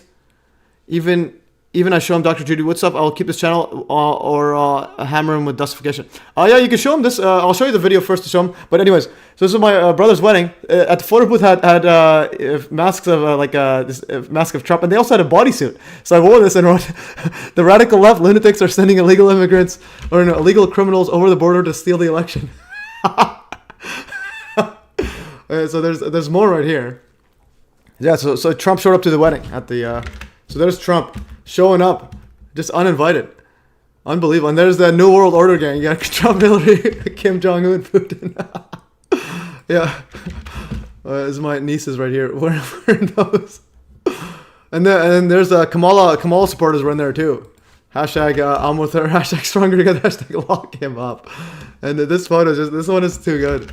This is literally what Trump would say in caps lock. He's tweeting right now on Truth Social. All right, so that's that. And then going back here, yeah, it's no planes one. Yeah, if you want to show the no plane stuff, the best one you got to show is this one right here. Where is the part 32? Yeah, show them this video. This video is absolutely amazing. Yeah, that video here's the YouTube version. There's at least 3 planes flying parallel to the alleged flight 175, and there was a mystery object flying at 500 miles an hour right beside it. And this was caught in one video. I gotta see if I can find more. Again, it's a holographic projection, but it's more accurately like plasma-induced laser image projection. So you can actually produce images from you have laser and you have from plasma created by laser. So you would go and fire it in and like ionize the air and so on and literally create an image here. And again, even this 2025 Air Force 2025 from 1996 was talking about this. And there's a mystery object on the right side. Again, for those aren't aware of this one, I'll just go to the video. It's absolutely epic. Make sure to watch this video right here. I'll go to the one I am dealing. This one right here. Okay, there's 3 mystery planes flying right next to. These are actual planes, and then flying next to this this black silhouette thingy. If you notice me about planes. Okay, JFK was the worst phony of all. The secret society speech was such a sarcastic head fake. Well, again, they're gonna tell you what it is. Okay, Aletha says, sorry, I've stopped watching your live show on YouTube.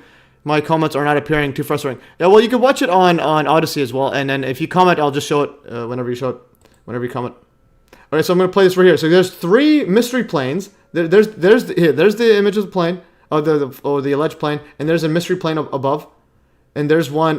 This is southeast. There's northwest. This is impact. There's one right there, and then northwest is a bit higher than this one. It's above the towers, and it's right there as well. So 3 of them. Southeast of the WTC. Oh, Paul Lovelace is in the house. Let's go. All right, let's go. Yeah, I got your invite about that, about Discord. I'm like, yeah, that's a bit wild. How old are your brother? Just curious. I was a senior in high school during 9/11. Interesting. I'm 36. Paul's in the house. So I was, I think, in elementary school or something. Grade 7. This place right here. And 2 at the northwest at different elevations. Rare footage shows a mystery object. Yeah, so there's a mystery object, guys, going literally almost 600 miles an hour. This one, this plane's supposed to go at 600 miles an hour. It was going that fast. This object, and there's a mystery weird black thingy. Object flying near the second quote plane, which was going 587 miles per hour. And this object is not a bird or anything. It's you can see it past the clouds and so on. Watch this whole thing.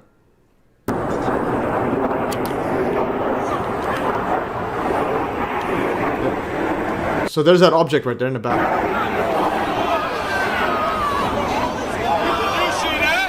Yeah. Why? Why he did that? Right now, here's slow motion, and you can see it throughout. So it's not it's not a bird. It's not going that fast. So there's a mystery object right there, and it appears to be further. Yeah, it appears to be behind, like further away than this one. You can see it's still there. Okay, there it is again.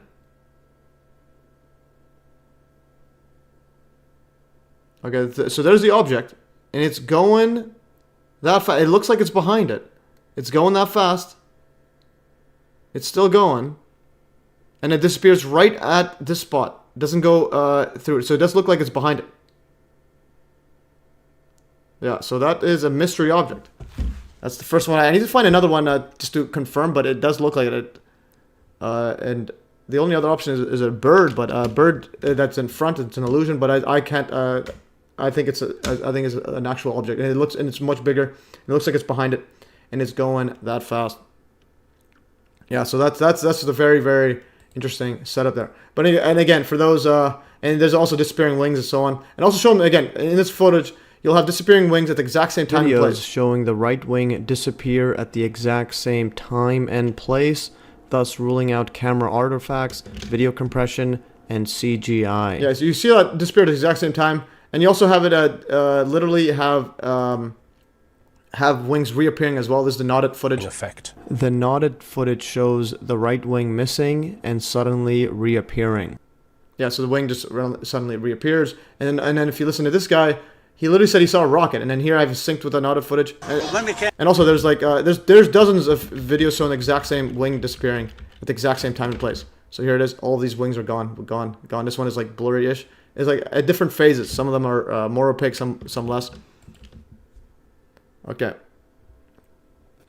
Okay, and now the next part is okay. It blows up. Came down here. I see. Yeah, so this one here says Les Whedon said he saw a rocket enter the South Tower. A rocket go into this one. Just watch the rocket drive straight into the centre. Rocket go into this one. To this here.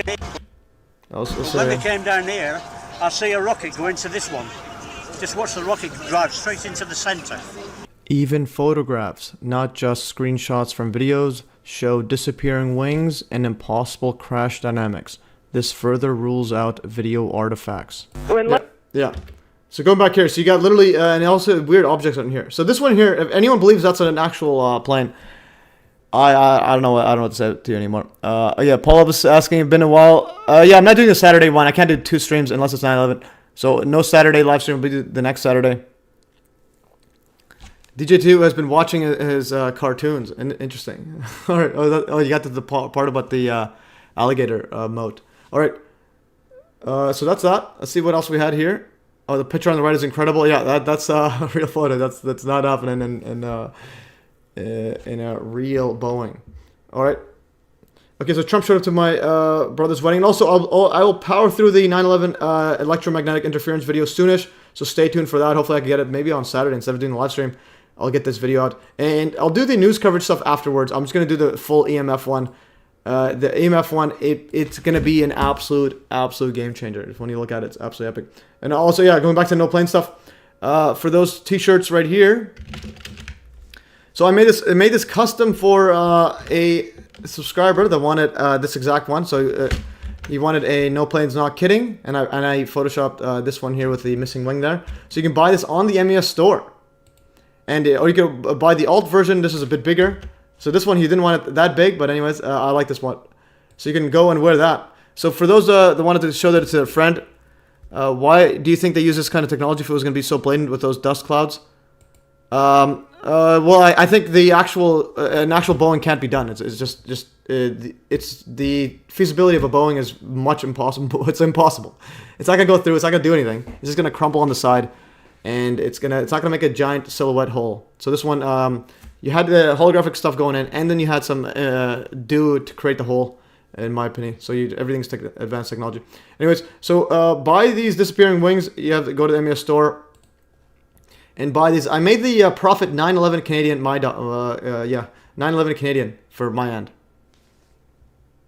So you can go right here, $37 Canadian. All right, but it's again supporting the project. I made it $9 Canadian, so you'll know how much I profit. And you can buy a cup as well. You can buy a cup right here. You could buy a sweater and so on. I've only had, I think, 9 people buy shirts ever. So guys, make sure to buy these or the other one you want. If you want this one right here. So you could buy these ones right here. Did Rudy Giuliani play a part in the deception? Yeah, I think Rudy Giuliani, I think, what I mean by that deception is I think he knows the script is not what it is. So I think, like, again, the Freemasonic structure is where I think is the most, it's like likely how the world's run. It's where you have different layers of classified info. And so Rudy Giuliani is on the, I wouldn't say the top. Yeah, he's not at the top, so he may not know the technology used. But he may know that it wasn't Osama bin Laden. He probably does know Osama bin Laden. He's high enough to know it's not Osama bin Laden. But he has to follow along the script as if it is. So it's like they have to follow specific stuff. So in the part of the deception, yeah, similar to Trump. Trump's following his part of the deception as well. And Rudy Giuliani was on the scene as well. So he has to keep the cover up. So they have different layers of knowing it. So again, that's why I say Freemasonry. Not the Talmud or anything like that. The Freemasonry is the only one that has like actual logical, like systematic method of how the world's run. Because first of all, it's in secret, so that gives me a lot of leeway. I'm like, the people who run the world do it in secret, so you're not going to get in any public book. It's and they have different levels of know-how again, and it's pretty much how governments are run as well. They run in a Freemasonic setup where you have classified info at different levels of classification, so different levels of people can know, and everyone's on a need-to-know basis.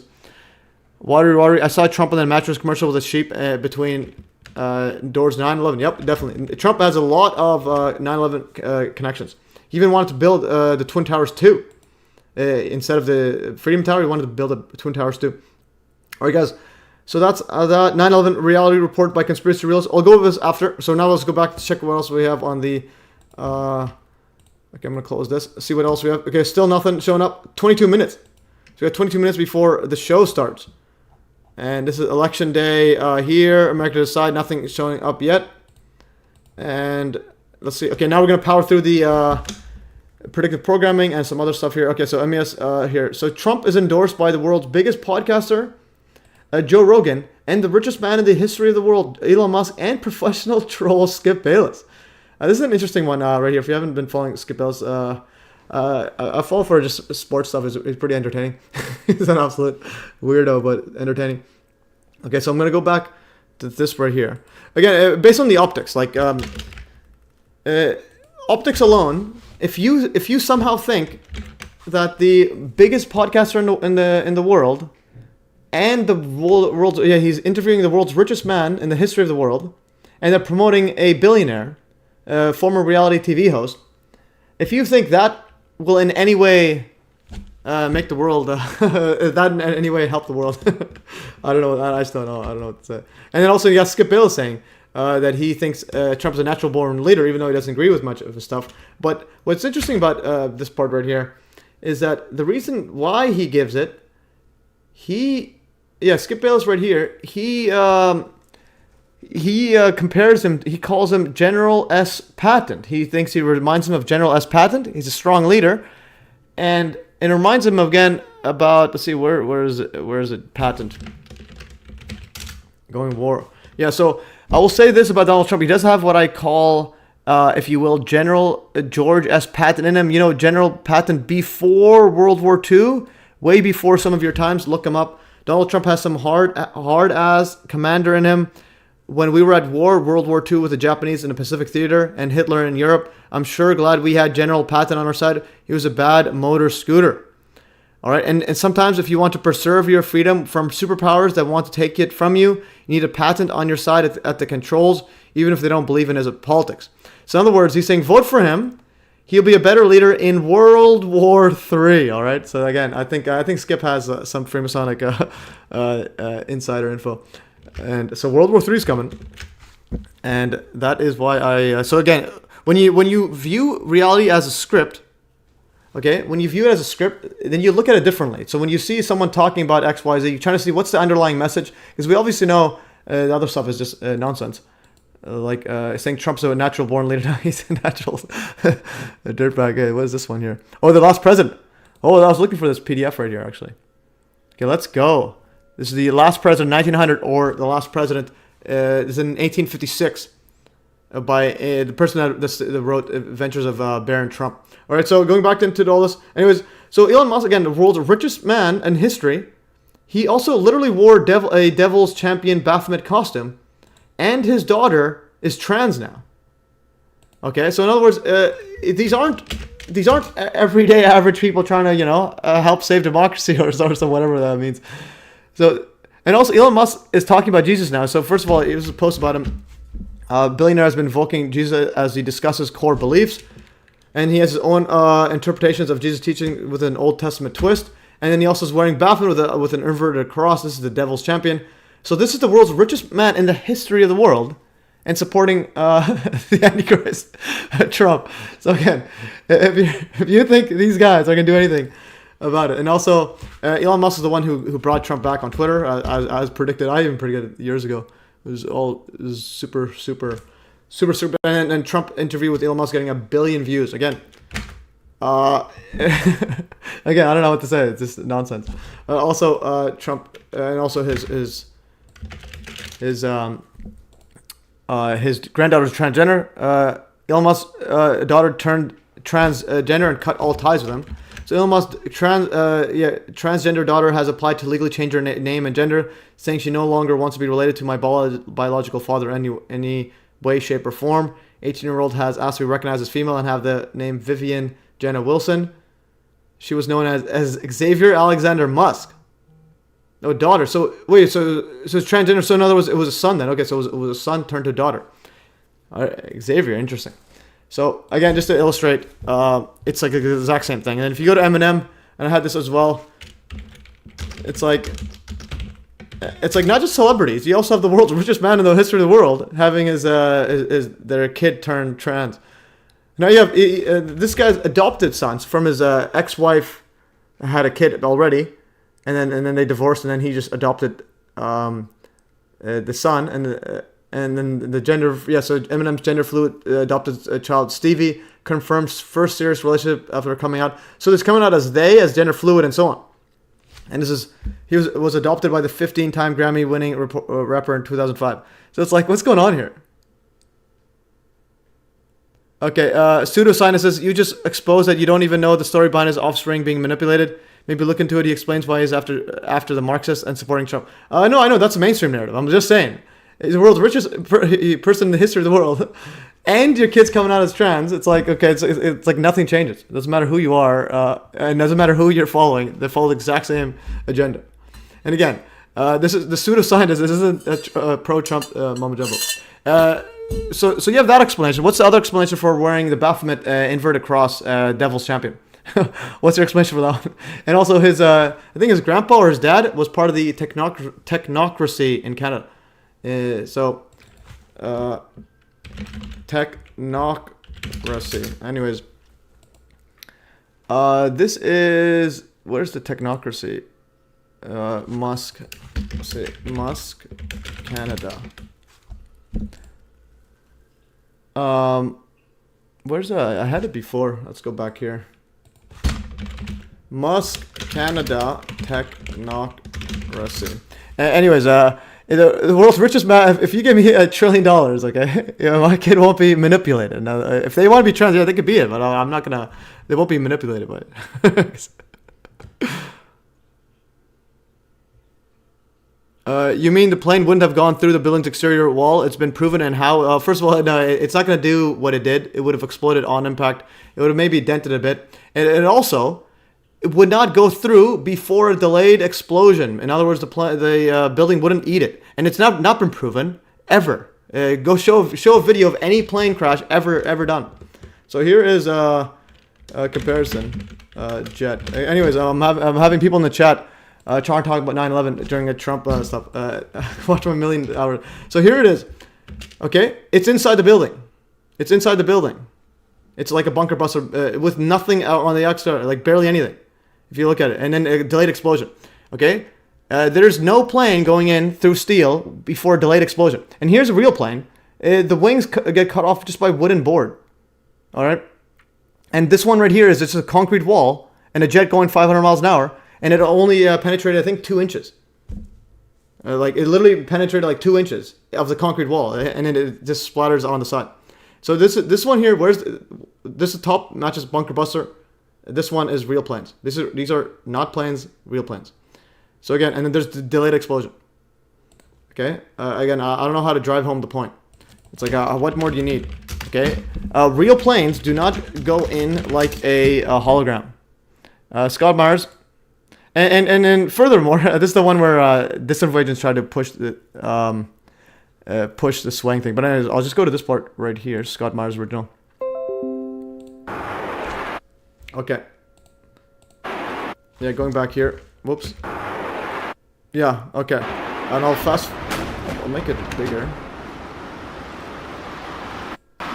Okay, so there it is.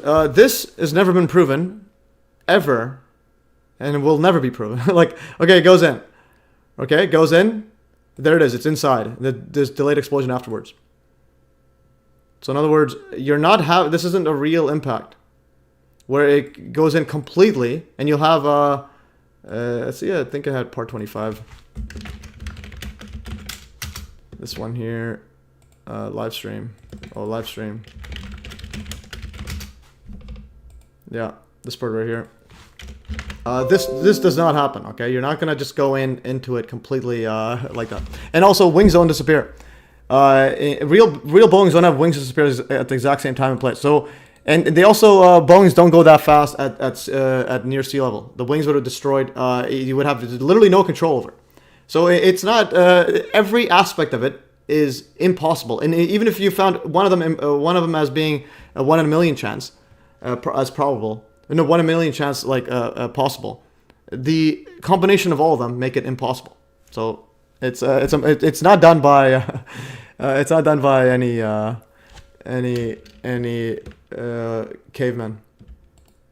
It is literally, and also none of the actual planes had any of the emergency locator alarms go off. None of the alleged planes, again, I will repeat that, none of the alleged planes had the emergency locator alarm go off at time of impact. All right, so anyway, let's drive home the point. All right, let's go back, power through here. Okay, yeah, Eminem's adopted son, and also Elon Musk, War Devil Baphomet champion suit. Where's the other guy? Pseudoscience. You haven't defended Elon Musk from that. Okay, so this right here makes the reasoning for his kid being trans more likely is that, well, he's championing a Baphomet, which is literally the symbol of Satanism / transgenderism. Baphomet is literally a transgender deity, which is like all animal, man, female, man, woman combined. So it's like, and his son turned into a woman. So in other words, Elon Musk is a Satanist. He probably had to sacrifice his kid as well. Anyways. All presidents print money, so expect increased inflation and increased taxes. Oh, and then we'll power through this. Okay, ASD one. Yeah, sorry, I've seen your content, but never seen you explain it like this. Thanks. Yeah, great for that. I go through. Yeah, that's why I have the chat. Just use the comments, the chat. People give questions because I have multiple hours of stuff. I have gone over the quote plane stuff many times. You can literally go to my channel, my Telegram, and just write plane or planes, and there's 364 stuff on planes. Yeah, 364. There's some of this predictive programming, some of the plane parts. This guy literally said there's no plane parts at the rubble when he's there. I literally interviewed a guy that's literally at the Pentagon saying there's no plane parts, and there's disappearing wings. There's also MH370 PSYOP there, and so on. And also the cell phone calls are literally impossible, and so on. And then this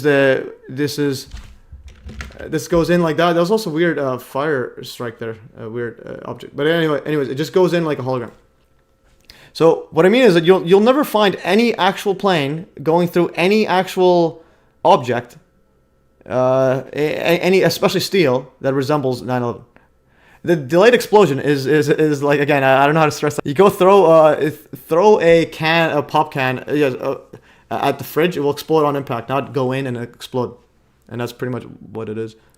Okay, I'm gonna go through Thomas Caravans. Okay, there's other plane stuff right here. And also, I'm gonna do a video against this guy. This info agent made a hit piece on me, and so on. I'll do that later. Anyways, just don't have time for all that stuff. Okay, so anyway, search planes and you'll see a bunch of stuff. Okay, what was the next thing I searched up? Yeah, this one right here. Okay, this is some advice here around the topics, but it's related to this stuff. So whomever is president, the national spending national spending will continue to increase. So they're just going to spend more and more and never ever think about balancing the budget or spend less or cut spending in any way. So all they do is promise, but they never cut anything. So Clinton, for example, increased $1 trillion from 1994 to 2000. Bush, $4 trillion. Obama, $9 trillion. Trump in one term, $7 trillion. So that's because of the COVID psyops there. And now you had Biden, $5 trillion in one term. And so it's going to keep going up and up.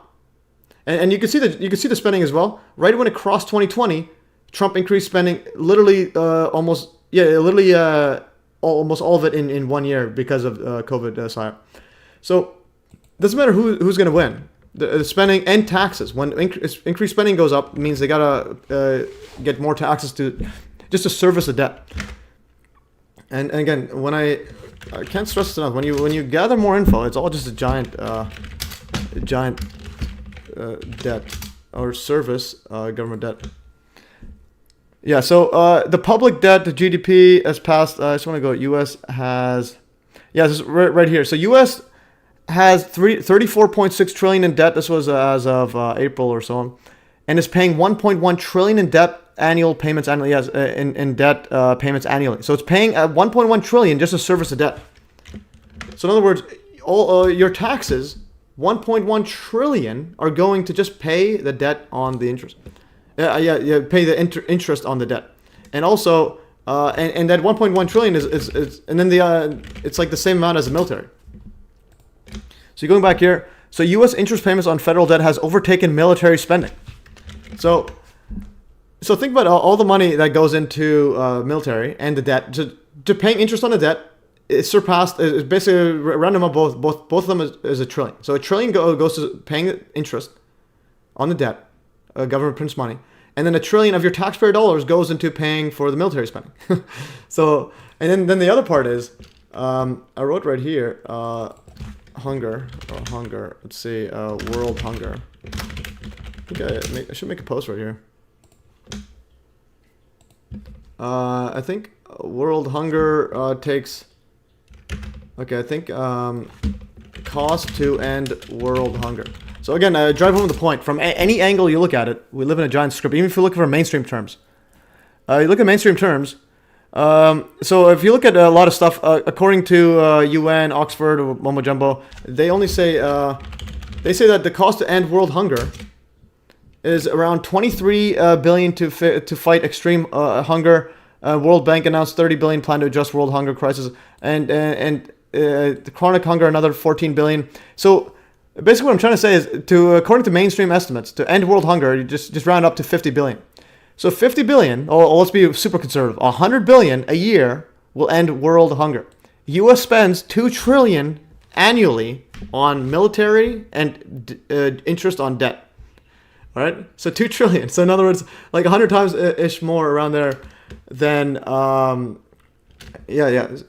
let's round up. Let's say it's 100 billion. So it's about 20 times more than just to end world hunger. World hunger. U.S. spends 20 times more than the cost to end world hunger. In other words, poverty is by design. So in other words, that's a script. You want evidence for a script, you're looking at it. That's literally evidence for a script. And that's not even talking about like alt conspiracies. Like the main conspiracy is poverty. Now you have alt ones like 9/11. Yeah, that's like because mainstream doesn't talk about it. But mainstream doesn't even put what I just told you in a coherent setup. Like you live in a bubble, guys. All right, going further. Okay, so now continue. Let's see what else we had in here. Trump's ear is perfectly fine. Yeah, and also here, MES recommendation because of increased inflation. So MES recommendation: put 10% of your paycheck into Bitcoin every month. Yeah, every month. Bitcoin, gold, S&P 500, and or Nasdaq 100 every month. Again, just to fight inflation. And you could put a link right here. I'll show you this link just to illustrate the stock market. Even though the stock market goes up and up, it's literally because of money printing. So this is stock market going up and up. Average return of stock market is 10% annually. So it's in so if you put $10,000 in the 1970s, it will go up by 10% every year on average, and then you would have $2.6 million in 2024 just by putting the stock in the S&P 500. So that's just an index or ETF. So you just literally just buy. All it does is averages out the top 500 stocks and whatever. And so every month just put 10%. Again, that's just it's just a way to fight inflation. And illustrate right here, and then that's because money printing goes up. So as money printing goes up, there's more money supply, and that just goes into non-printable assets.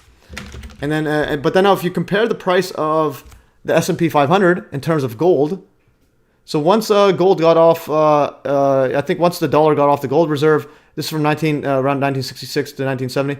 So this price right here, it's gone up and down a bit, but if it's actually the exact same or a tiny bit lower. than right here, than in 2024 or around there. So basically, the S&P 500, even though $10,000 would have been worth $2 million from 1970 to 2024, it would have been the same amount of gold. If you bought it then, roughly the same amount. It's about on par. So nothing changes. So in other words, gold, yeah, it just goes up, and the stock market goes up on average. That's what S&P 500 does. Strictly because of inflation. So that's absolutely wild stuff. So anyways, that's just a way to hedge yourself, and Bitcoin as well. Bitcoin's like gold, but higher upside, and so on. So again, just put 10% every month, and then give me a tip if you do well. All right. Also, next part. Trump's ear is perfectly fine, and then Trump Epstein October surprise, right here. All right, so here's a close-up of Trump's ear. Ain't no way real bullet pierced through it. Yeah, so if you think that a bullet went anywhere near it, pierced through it, or anywhere near it, I think one guy says, nobody said a bullet pierced your ear, but I can obviously see a scar. What do you mean nobody said a bullet pierced your ear? What happened then? What does that mean? So you see a scar, so it didn't pierce it? Did it hit it? What's the word? True that the ear bled a lot. I had one cut as a kid in junior, and also his eardrum would have been destroyed. Okay, no bullet hit or was anywhere near Trump's ear.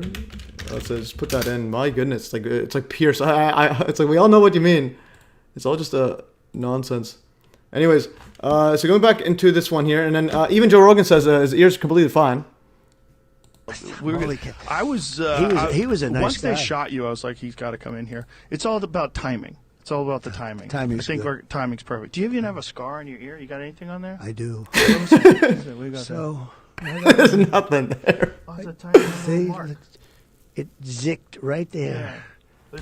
It healed up pretty fucking good. Well, it's pretty good. Yeah, it's little. It's not like some of the wrestlers, some of the UFC fighters. No, you didn't get cauliflower. No. It was sort of like a top shot. Mm-hmm. The point of the bullet was a little of the off, but you see the things taken off a little bit, but it makes me a tougher guy. You know, the fighters. And this was just before the Republican National Convention, and also this one right here. This photo was in July, like 2 weeks after. This isn't now. This is 2 weeks after. You can see the photo right here, close up of Trump's ear. Even though he had a giant Band-Aid on it. So this was July 27th, 2024. Yeah, so that's absolutely epic stuff there.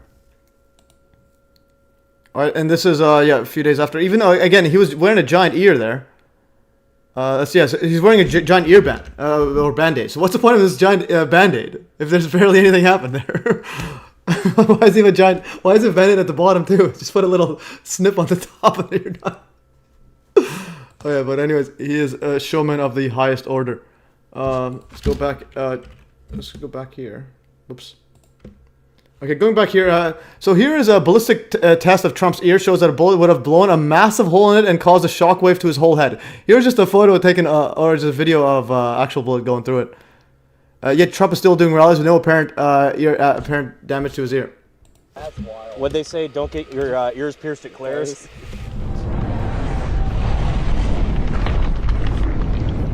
All right. All right, so that definitely didn't happen. So you're saying he was clipped a tiny bit or something. But again, there's eardrum, hearing. And also, the hearing itself, any bullet going near it, you would have had some hearing damage too. So the alleged bullet in the Trump fake assassination shooting would have damaged his hearing from the bullet's shockwave, as well as high pressure heat and sound associated with it. So not just shockwave can cause a vacuum. Even if it doesn't hit it, you have a giant vacuum in there. When a projectile is traveling above the speed of sound, it's traveling so fast, it's acting like a piston without a cylinder. The air is being compressed in front of the projectile, but since there's nothing to contain that pressure, it eventually spills out, and we can see that visible shockwave being dragged across the ground. Anytime you rapidly compress a gas such as air, the air becomes hotter. This is an effect called heat of compression. We now have different densities and temperatures of air, which bend the light differently and more or less create a mirage effect, but also allows us to visualize the shock wave. Probably the best way to visualize. Okay, there's shock wave there, but also going here. So when you go shoot through, here's just aluminum foil around. Notice aluminum foil crumbles super quickly. See this? But we can now say with certain Hey, it distorted it. So imagine your eardrum with the sound and heat and vacuum there and pressure right anywhere near it. And also you're saying nicked it too, so it's really, really close to that eardrum. Now the velocity of each projectile is pretty close, around 1,600 feet per second, more than 1,000 miles an hour in fact. But we can now say with certainty that the collapse of the tube was an effect of the shock wave. Then we follow that, can't see the high pressure area first bulging out the aluminum foil. It's not strong enough to tear it apart, but then we follow that with the... Yeah, so basically, in real life, if you got hit by it, the first thing he would say would not be fight, and let me get my shoes, and why is the shoes off? and then photo op with the whole setup there. So anyways, so that's that. And in this channel... and again, I predict this moment jumbo would have. All right, so Trump Epstein October surprised. This one is an interesting one, but then someone commenting saying that the guy saying this is a bit out there, but nonetheless, they're all big giant Epstein gang. This was here. Okay, this one right here. So I thought there was no real big October surprise this year, but there may very well have been. On Halloween, October 31st. Journalist Michael Hoff showed recordings of Jeffrey Epstein talking about being best friends with Trump for decades. Wolf also says Epstein showed him photos of topless women sitting on Trump's lap. On Trump's lap. It's a big club. But update: Michael Wolf is a clown, so take that into account. I just put that in there. Anyways, so this was on October 31st. It apparently has hundreds of hours, but it only showed like 1 minute of the stuff. And yeah, so that's October surprise question mark. This is Michael Wolf was saying that Trump was involved there. But again, this lines up nonetheless, even if Michael Hoff is a clown, because I think Michael Hoff is probably in those same club. Michael Wolf. I don't know why I'm saying Hoff. Yeah, it's Michael Wolf. So going back into Epstein, Trump, because there's also there's also literally Trump lawsuits in 2016 before he became president. Jane Doe, Tiffany Doe, I think anonymous people. But they're saying that Trump and Epstein engaged with minors and them and so on. And so various acts when they were 13 years old. And so it's absolutely wild. And they're arguing who can pop the cherry first on the kid. But anyways, I don't want to read all this. But it's very... it lines up with with a lot of this because Trump is friends with he was friends with Epstein a long time, and he's also friends with Diddy. Trump Diddy. This was I made this post right here. Yeah, so Trump is big friends with Diddy.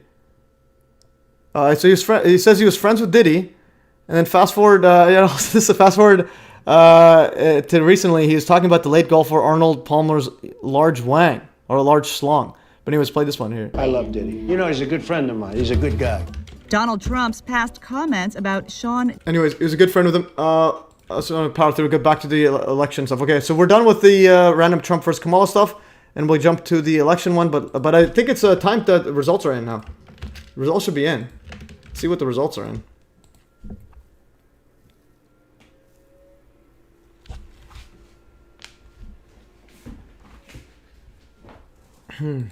Okay, let's see if there's anything showing up.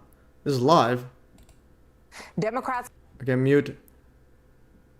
Seats are likely to remain in party. Okay, where's the, why is it tracking? Let's say Fox News, election results, live. Okay, so let's just see if these ones are, anything showing up? Nothing's showing up. Okay, let's see at the bottom. So we're doing, exit polls are very inaccurate, worse than polls. Interesting. I just want to see, something showing up. Unless my ad block is popping these off. Okay, results by state. Okay, that's interesting. Oh, president. Let's see the president stuff here. Okay, so still 0-0. Nothing. The score's still 0-0. Let's see by states. Okay, how do I click stuff? Okay, I'm just gonna go back to the Senate maybe. So. Crypto will be beast system currency. Why would you tell people to invest? Well, it's like telling people to work. Go work so that you can live. It's telling people, yeah, crypto is gonna be it's gonna be big. So it's like we live. Everything we're doing is the beast system. Working is the beast system, but it's like the alternative is worse. Cash is the beast system. Like what I'm trying to say is you want to hedge yourself against inflation. They're printing. They're turning your dollars worthless. So for example, someone in Venezuela is just them buying Bitcoin and holding it is literally saving. It's providing them a lifeline because their currency is getting inflated. Let's go. 1 USD to Venezuela. And Bitcoin is worldwide, so you don't need KYC, etc. Well, at least to hold it there. You find ways around it, but again, the alternative is worse. Is what I'm trying to say. Holding U.S. dollars, which is the actual beast system, is the bigger beast system. Chart. Where's the chart? Chart. Man, everything's just so slow. Chart. Just show me a chart. I gotta see the charts. 1 USD to yeah. So this one here, 1 USD. This is the 1 USD to Venezuelan dollars. In other words, yeah. So this is literally just in 1 year. It goes up. Let's go max. So 5 years. Okay. 1 USD. Oh yeah, it's super low there. Yeah. So this is the currency collapse. 1 USD goes there. I don't know what happened earlier there. So there's hyperinflation or something. I think they reversed it. Interesting. View full chart. I don't know what's going on there. I think I had it before. I don't know what just happened. Venezuela. Venezuelan dollar. Okay. Anyways, let's see another one. Venezuelan dollars currency going up. U.S. dollar to Venezuelan Bolivian currency. But anyways, I think this is correct. And this is 1 USD is worth this much. Is worth 42 Venezuelan Bolivian dollars. But anyways, basically what I'm trying to say is stuff goes up and up. But I don't know what happened here. I think they reverted it. I think this was the hyperinflation area before. And they think they reset it or something. Anyways, so imagine someone's holding $20, holding their life savings in Venezuelan dollars in Venezuela, and then hyperinflation happens and now it's worth nothing. So, but if they kept it in USD or Bitcoin, whatever, they can hold their value and live. So, and again, it's the type of crypto you're using. If you could use anonymous crypto or just use it on your own wallet, avoid centralized exchanges. It's the same thing. It's like holding cash versus putting your money all in the bank. But nonetheless, it's we live in the beast system. We literally live in it right now. There's no coming system that's fundamentally different than what we have right at the moment, where we pay money to literally criminal satanic pedos that inflate your money away while killing their own people with psyops and so on. Anyways, so here's a presidential. We got Democrats 28, Republicans 38. Let's go. Okay, we have we're doing live election results. See what this CNN says. Okay, CNN is 0-0 still. Okay, CNN 0-0. I'm gonna actually put the ad block on. See if hopefully it doesn't remove everything. Okay. Anyways, so the next setup is we're gonna do some predictive programming. Ingersoll Lockwood's 1896 novels predict Trump last president, and also going back on that B system, U.S. dollar pyramid.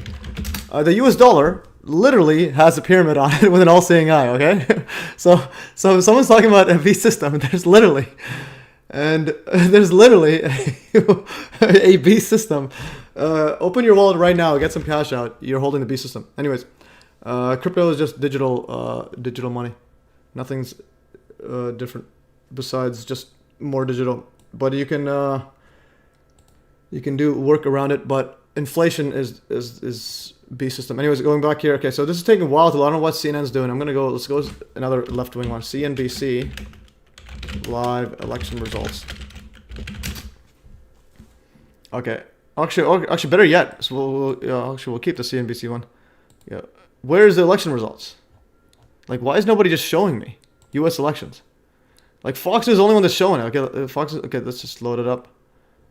Live TV. Okay, so this one is 0-0. Fox News is right away showing the Republicans winning. Interesting. Needed to win. 38 held. So Fox has already given the win to Trump. All right. The first poll is closed at 7 p.m. Eastern. Oh, that was 7 p.m. I thought it was 6 p.m. I was told it was 6 p.m. That's why CNN the whole time was saying 6 p.m. Eastern. Okay, so we have a different times. Anyways, so I'm gonna go into let's see right here. I'm gonna go to the washroom. So before I do that, I'm gonna go to Cure Meter. Every time before I go to the washroom, I put this song on while I go to the washroom.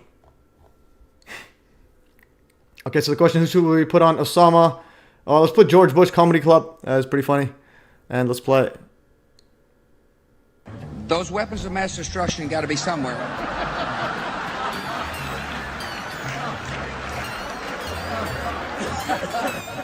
Nope, no weapons over there.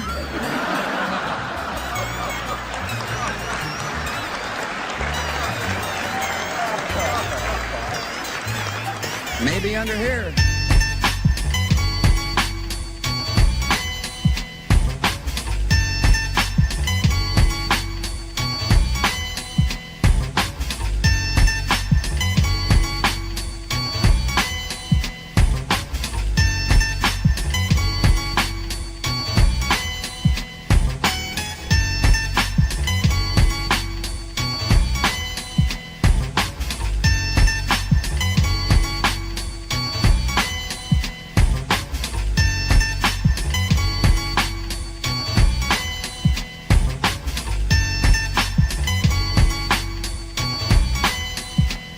We went after Iraq. They did not knock down the World Trade Center, okay? It wasn't the Iraqis that knocked down the World Trade Center. We went after Iraq. We decimated the country. Iran's taken over, okay. But it wasn't the Iraqis. You will find out who really knocked down the World Trade Center because they have papers in there that are very secret. You may find it's the Saudis, okay? But you will find out. It wasn't Iraq.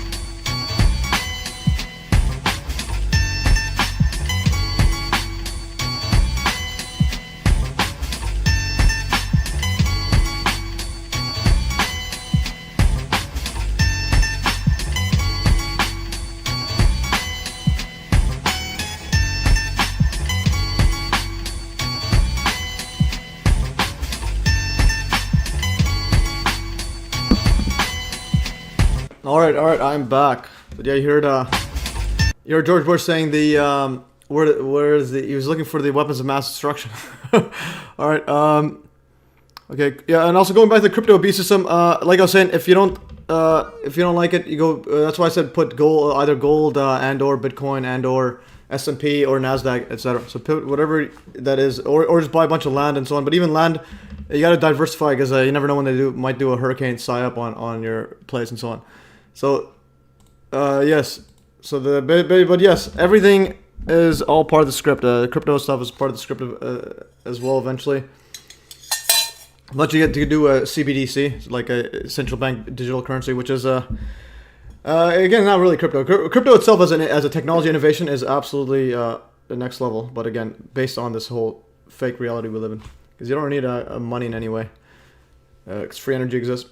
And probably advanced tech and advanced math exists, where you could probably crack every cryptographic key, every Bitcoin key, with using some sort of a hidden science, hidden math, even like the passwords on your bank account.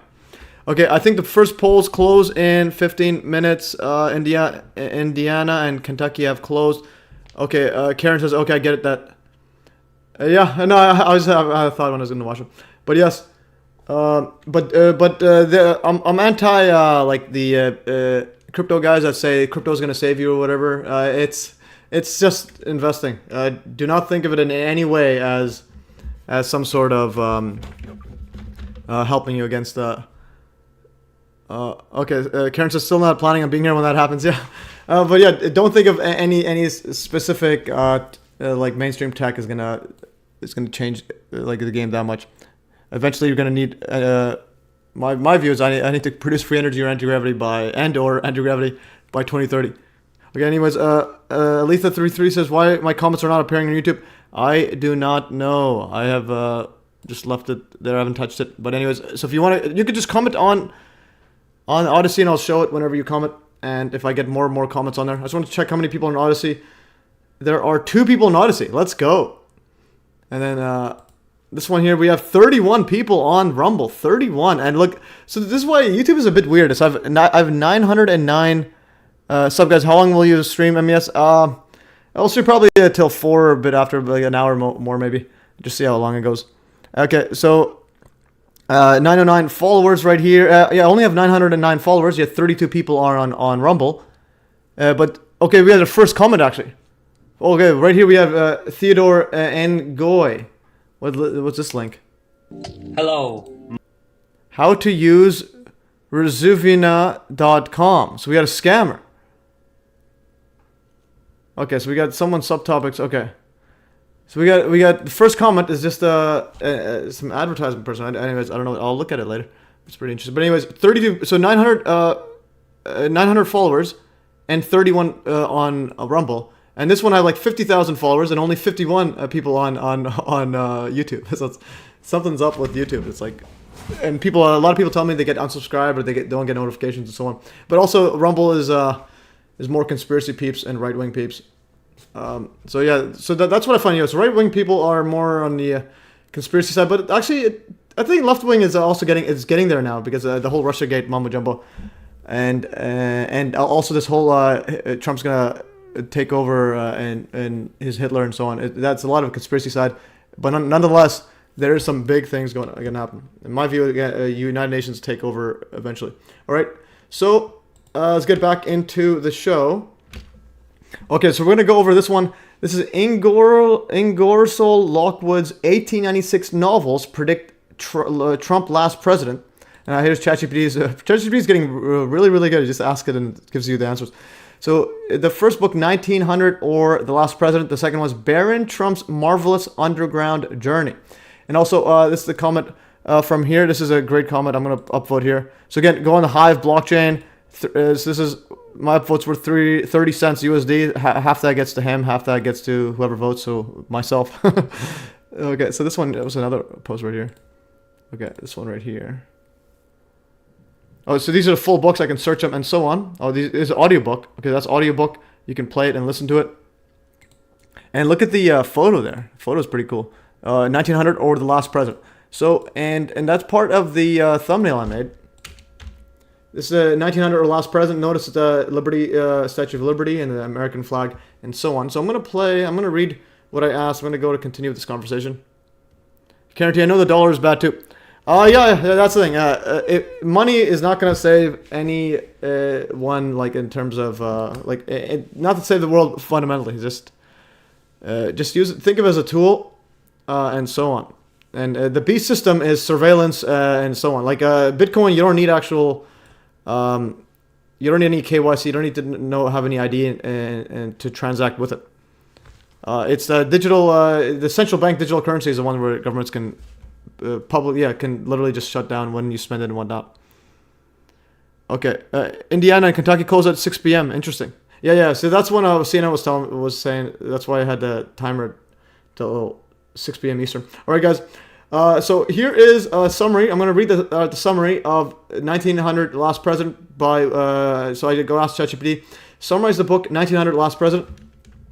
The Last President, also known as 1900 or The Last President, is a novel written in 1896, again over 100 years ago, by Ingersoll Lockwood. It's part of a speculative series that eerily predicts political and social tensions in the United States. The story centers around a fictional election where a populist candidate representing the common people wins the U.S. presidency, triggering widespread chaos and fear among the wealthy and political elite. The novel opens in New York City, where angry mobs take to the streets in protest after the election results are announced. The chaos represents a clash between socio-economic classes and reflects the anxiety of the late 19th century over rapid social change and wealth inequality.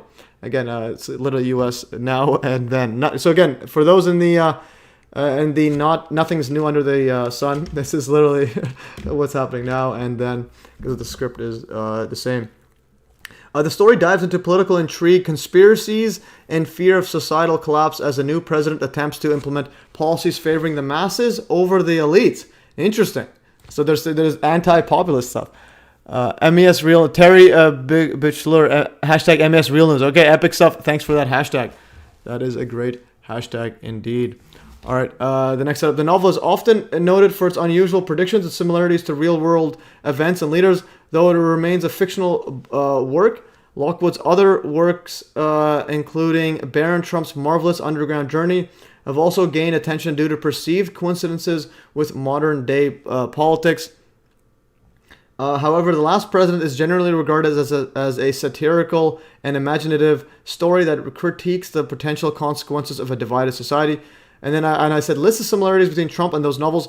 Several intriguing coincidences have been noted between Ingersoll Lockwood's late 19th century novels and former U.S. President Donald Trump. Here are some of the most notable. So, character name. In Barron Trump's marvelous underground journey, the main character is named Barron Trump. Donald Trump has a son named Barron, B-R-R, with two R's, though spelled differently. Political climate and populism. The Last President describes a chaotic political environment with a populist figure. So again, you also see this thing in mainstream stuff. They're anti-populist stuff. So they're saying the public is stupid and don't know what they want. So again, that's why populists do well, because they know they try to at least appeal to the general person, just in rhetoric, but they don't actually do anything different. Anyways. The populist figure who gains unexpected support from the public, Donald Trump similarly rose to power as a populist figure, appealing to many who felt disenfranchised by the political elite. Again, this is script writing, guys. This is actual how reality is. This is not just some random stuff happening. This is script being made, and that's why Trump was rose to scripted power. So, setting in New York. So, in The Last President, the story opens in New York City, where an outsider wins the presidency, causing fear among the wealthy and elites. Again, you have similar stuff here where you have the whole Diddy situation happening at the same time, and the alt media is pushing, the elites are scared of Trump, even though the world's richest man in the history of the world is sponsoring, is endorsing him and getting him on the biggest platform in the history of the world, like Twitter, or at least in terms of like live coverage stuff. And he has the biggest podcaster in the history of the world, Joe Rogan. It's like a lot of biggest in the history. And he's a billionaire as well. So Donald Trump is from New York, and his election led to considerable concern among parts of the political establishment. Again, the scripted political establishment. Controversial presidency. Both the last president and Trump's presidency involved a controversial figure who disrupts the traditional political order, triggering protests and social tension. References to Trump's international ventures. In Barron Trump's marvelous underground journey. The character Baron travels internationally to strange lands with the guidance of a Don. So a mysterious figure is guiding him named Don. All right, Donald Trump. All right. This has been seen as a loose parallel to Trump's own business dealings and ventures worldwide, and the name Don. Okay, what do you mean? It literally says Don. And conspiracies and predictions. The last president contains themes of conspiracies, political intrigue, and fears of societal collapse. Elements that often surrounded Trump's political career, especially given his association with conspiracy theories and anti-establishment rhetoric. Themes of wealth and power. Both novels focus on social hierarchy and the power dynamics between the wealthy and the elite. Wealthy elite and the common people, which resonates with Trump's own background as a wealthy businessman who tapped into the concerns of the general populace. And again, it's like a scripted one. They all know the trigger points of the general population, and what words to say and so on, and what policies to talk about, and scripted fake arguments like the border wall and class divide and so on, and especially the big one is the wealth gap, which is all scripted as well. Again, the border is scripted to get people in just before the election, so you have to pick between increased immigration, at least on the perception, and Trump, which is pretty much threatening World War III with the rhetoric. Again, all countries are part of the script as well, because they all cover up 9/11. So why is the title Last President? And then he says, the title Last President reflects the novel's portrayal of a U.S. presidency that shakes the foundations of the nation to the point of societal collapse. In the book, the newly elected populist president causes deep divisions and unrest among the social and political elite, as well as widespread public anxiety. The title suggests a scenario in which the presidency, as Americans have known it, and so this is very interesting. ChatGPT literally says the same thing I said, and before I asked ChatGPT.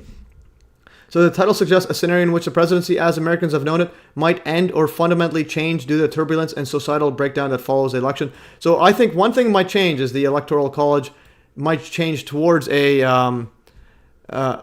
only Trump can stop Bibi and the dude. Trump is literally the biggest biggest Bibi fan. They're mortal enemies now. Not. Guys, there's a comedian in the chat. Anyways, so there's gonna be this part right here. So ChatGPT said this after I typed it in this part right here. So I said that there's predictive programming for years for years long, and for this presidential election to be it's gonna be the last presidential election as we know it. All right, going back into what ChatGPT said. And they hate other BB Benjamin 2020. Anyways, Rowan, or just enough of this pro-Trump mama jumbo. At least get it accurate. This isn't the Q channel. So again, ChatGPT says this is the last presidential election as we know it, or presidency as we know it. And I do think there's going to be a big change in terms of how the voting is done. Israel's been stealing weapons tech, by the way, and passing to China and Russia. Okay, anyways, enough of this. One more nonsense. Absolutely ridiculous. Israel stealing U.S. You're a communist. All right, what's going on here? All right. Anyways, I don't know if you're being sarcastic. Okay. I'll do the communist one. This is anti. Put user timeout. Let's go 5 minutes. Just stop overloading. The whole thing is just you talking nonsense. In the chat. All right, Karen says, have you seen the patent 2020-666? Yeah, I've seen that digital chip in the body to cryptocurrency and pays according to body activity. It just uses mining of the body to get crypto. That is the phrase 666. The number 666 is absolutely wild. So they use the body's heat and so on to as a way to operate that blockchain, because as a way as like proof of work, similar to Bitcoin, you need electricity to mine it. This one you could use the body's internal temperature difference to mine it. So yes, and the number 666 is absolutely wild. Why did they have to have 666 in that patent name? Anyways, going back here. So the term last president symbolizes a kind of tipping point in American governance where the division between classes, the fear of populist uprising, and the unraveling of the status quo could mean the end of traditional democracy or governance. It hints at a looming threat to the stability and continuity of the political system, with the possibility that no president or leadership could restore it once it has descended into chaos. This theme, while fictional and dramatic, plays on fears prevalent at the time of its writing in the 1890s, a period marked by wealth inequality, rapid social change, and political unrest. So again, similar to stuff we're happening right here. All right, see the next setup we have in this journey right here. Okay, so this part right here, Mari Emmanuel, Iraqi Assyrian bishop. Literally, my background says Trump is last president, WW3, World War III starting, and we are in end times. And the bishop was also, quote, attacked in a likely psyop and survived, literally just like Trump, aka predictive programming. So this one is actually quite wild. So this is that bishop that's all over the news after that, threatening World War III by saying he will end Russia-Ukraine in a day. Okay, so pseudoscientist is saying, oh man, he will end Russia-Ukraine war in a day. All right, so how is he going to end that war? It's again, he's talking about this mainstream narratives. He's going to increase. He wants to increase military spending, and the mainstream again based on mainstream narratives. It's pushing for World War III, according to mainstream narratives. Anyways, so him saying he will end Russia-Ukraine war in a day, and that will not start World War III. Yeah. So, anyways, my prediction is he creates a fake peace plan between U.S. and Israel. I mean, Palestine, Israel, and Middle East, and he will. Yeah. So I do think he will end. He'll have a peace plan even with Russia, Ukraine, and so on, and he'll be praised for a couple of years. Because again, I think that's the script. And then everyone praises him, and then eventually he'll break the treaty or whatnot, and then cause World War III. So. This is that very weird bishop. Now he has a one eye thingy. He has one eye cover. He's doing one eye symbolism. So, but it's interesting. He's Iraqi-born, Assyrian, Australian prelate. So, interestingly, I'm Iraqi-born, and I also speak. I'm also Assyrian. Yeah, I also speak Assyrian as well. So it's a very small world. All right, so that's absolutely wild there. Anyway, so this bishop, he was saying Trump's last president. He changed the. So he said Trump will be last president. This is 4 months ago. This is before the shooting. I think it's before the shooting. Let's see what it was. But he changed the thumbnail. Literally after I posted this thing. I used this thumbnail. This America's Last President. I used it from his photo. So this photo right here. I took it. I used a screen grab from his YouTube video. And now it's changed. He changed it to this one here. America are killers. It has Israel and America, as if they're any different. So he says Trump will be the last president, and he says I just saw this in a vision about Donald Trump. Okay, so he's pushing there, and now he says Trump will rule like a dictator. All right. So what is going? This is 9 days ago. What in the world's going on? Trump prefers a dictator approach. Okay. That's interesting. Okay, I haven't seen these videos. I just looked at the thumbnails, and now this was before pray for President Trump, and she already warned shocking prophecy, prophetic warning to Donald Trump. Basically, he's saying World War III is going to happen. Let's see what he has. WW3. Yeah, didn't he get attacked with a knife? Yeah, so he got attacked beforehand, but again, I think it was definitely scripted because he's getting big on this whole Trump mumbo jumbo. World War III. World War. Let's see, World War. Yeah, the World War in 2025. Okay, I didn't see this one. Okay, so we got World War in 2025. And look at the thumbnail, and he's got the whole beast system too, and he's got Elon Musk, cyborgs. This will scare you. Like, what kind of stuff is this? Shocking prophecy. It's not just Trump. Okay, anyways, so his is a very interesting character. I'm gonna go to Bishop. I think Bishop is also attacked. It says WW3 in 2025. So 2025 is a big year because again, it's a half the year till 2030, and 2030 is is where we're all gonna own nothing and be super happy. So that's gonna be pretty fun.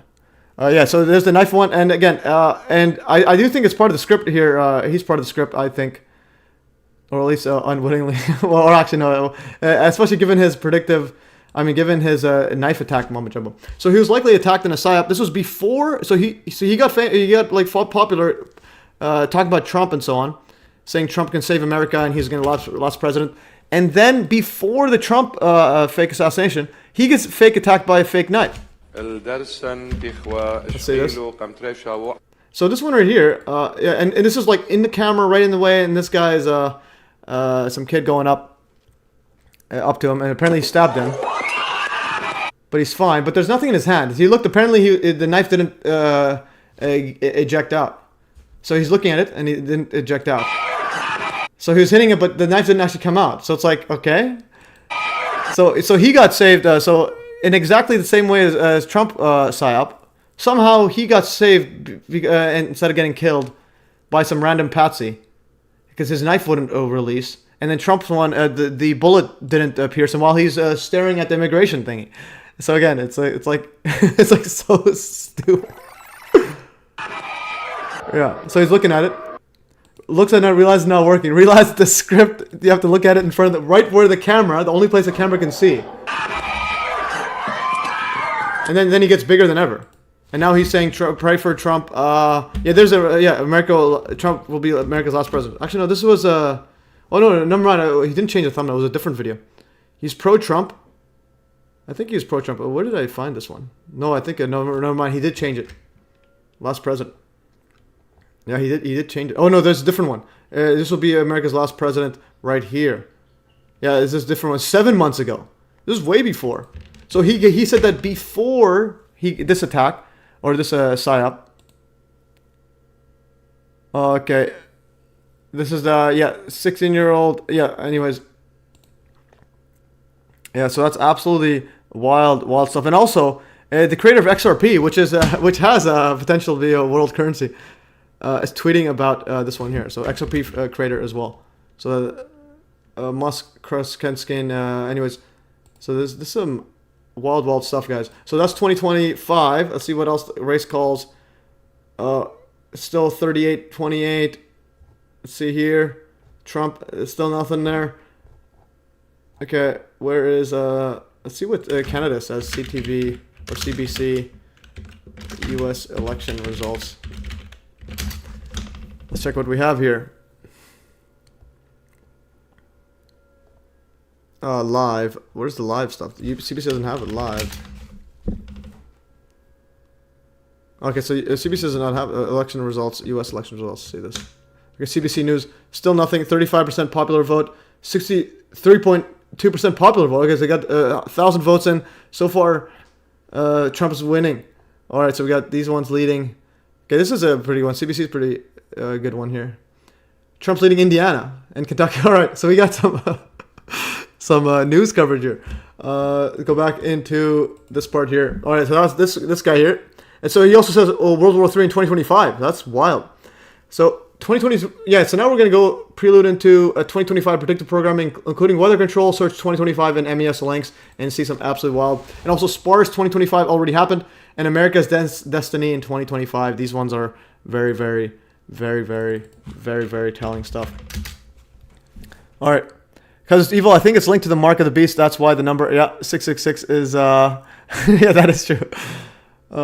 There's also another thing I put in note. 616 is an alternative number. So this is weather as a force multiplier, owning the weather in 2025. This is a document from 1996. And it's talking about weather control and satellites around the world modifying, like tracking the weather, modifying it, and so on. You got sending intense beams across the ionosphere to modify it, and so on, using HARP tech, ionosphere, ground-based AIM generator. I'm not sure exactly what those are, but anyways, you can send inside here receivers, a transmission station receiver. You can modify the ionosphere with mirrors. This is a 1995, 1986 talk. 1995. Okay, you got you can reflect off the ionosphere, do some other stuff, attack literally ships, attack missiles. I think that's a plane or missile. And this is all 2025, and it tells you about directed energy weapons. They had it literally back then at now, and then the I think applications to military and so on, or warfare, are going up and up and up, and then 2025. Everything's happening towards 2025, and also. Here is 100 patents on weather modification throughout the years. July 16th, 1891, before even the Ingersoll Wood books. I missed the Biden. I will miss the Biden memes. Well, Kamala's got pretty funny memes too, and Trump's got funny memes too. They also get the funniest guys to run for president. It's anyway. So it's method of producing rainfall, 1891, patent, and there's continuous. There's 100 of these, and there's more and more going on. There's 73 device for clearing impurities for atmosphere, air pollution control method, cloud seeding system, 1974 weather modification process. When they say peace and safety, sudden destruction will come about them. Yeah. That's why another reason why I think there's going to be a temporary world peace under Trump, and everyone's like, oh yeah, see, look, his dictatorship style was working.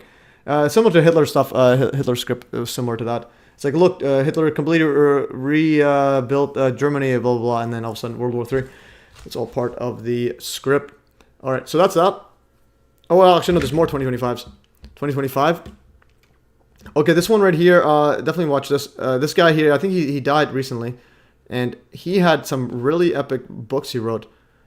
So, actually, this is from a 2008 document. They were saying that there's going to be 2025. I think I mentioned it already. Yeah. This was about 2025, and they talk about climate change, October surprise, and so on. Extreme weather event on New York City. Anyways, affecting the stock market. Okay, Russia passes law for cryptocurrency export payments to start CBDC in July 2025. So you had Russia getting in CBDC in 2025. I have a full live stream on 2025 stuff. You have Artemis missions stuff going on in 2025, moon missions or stuff like that.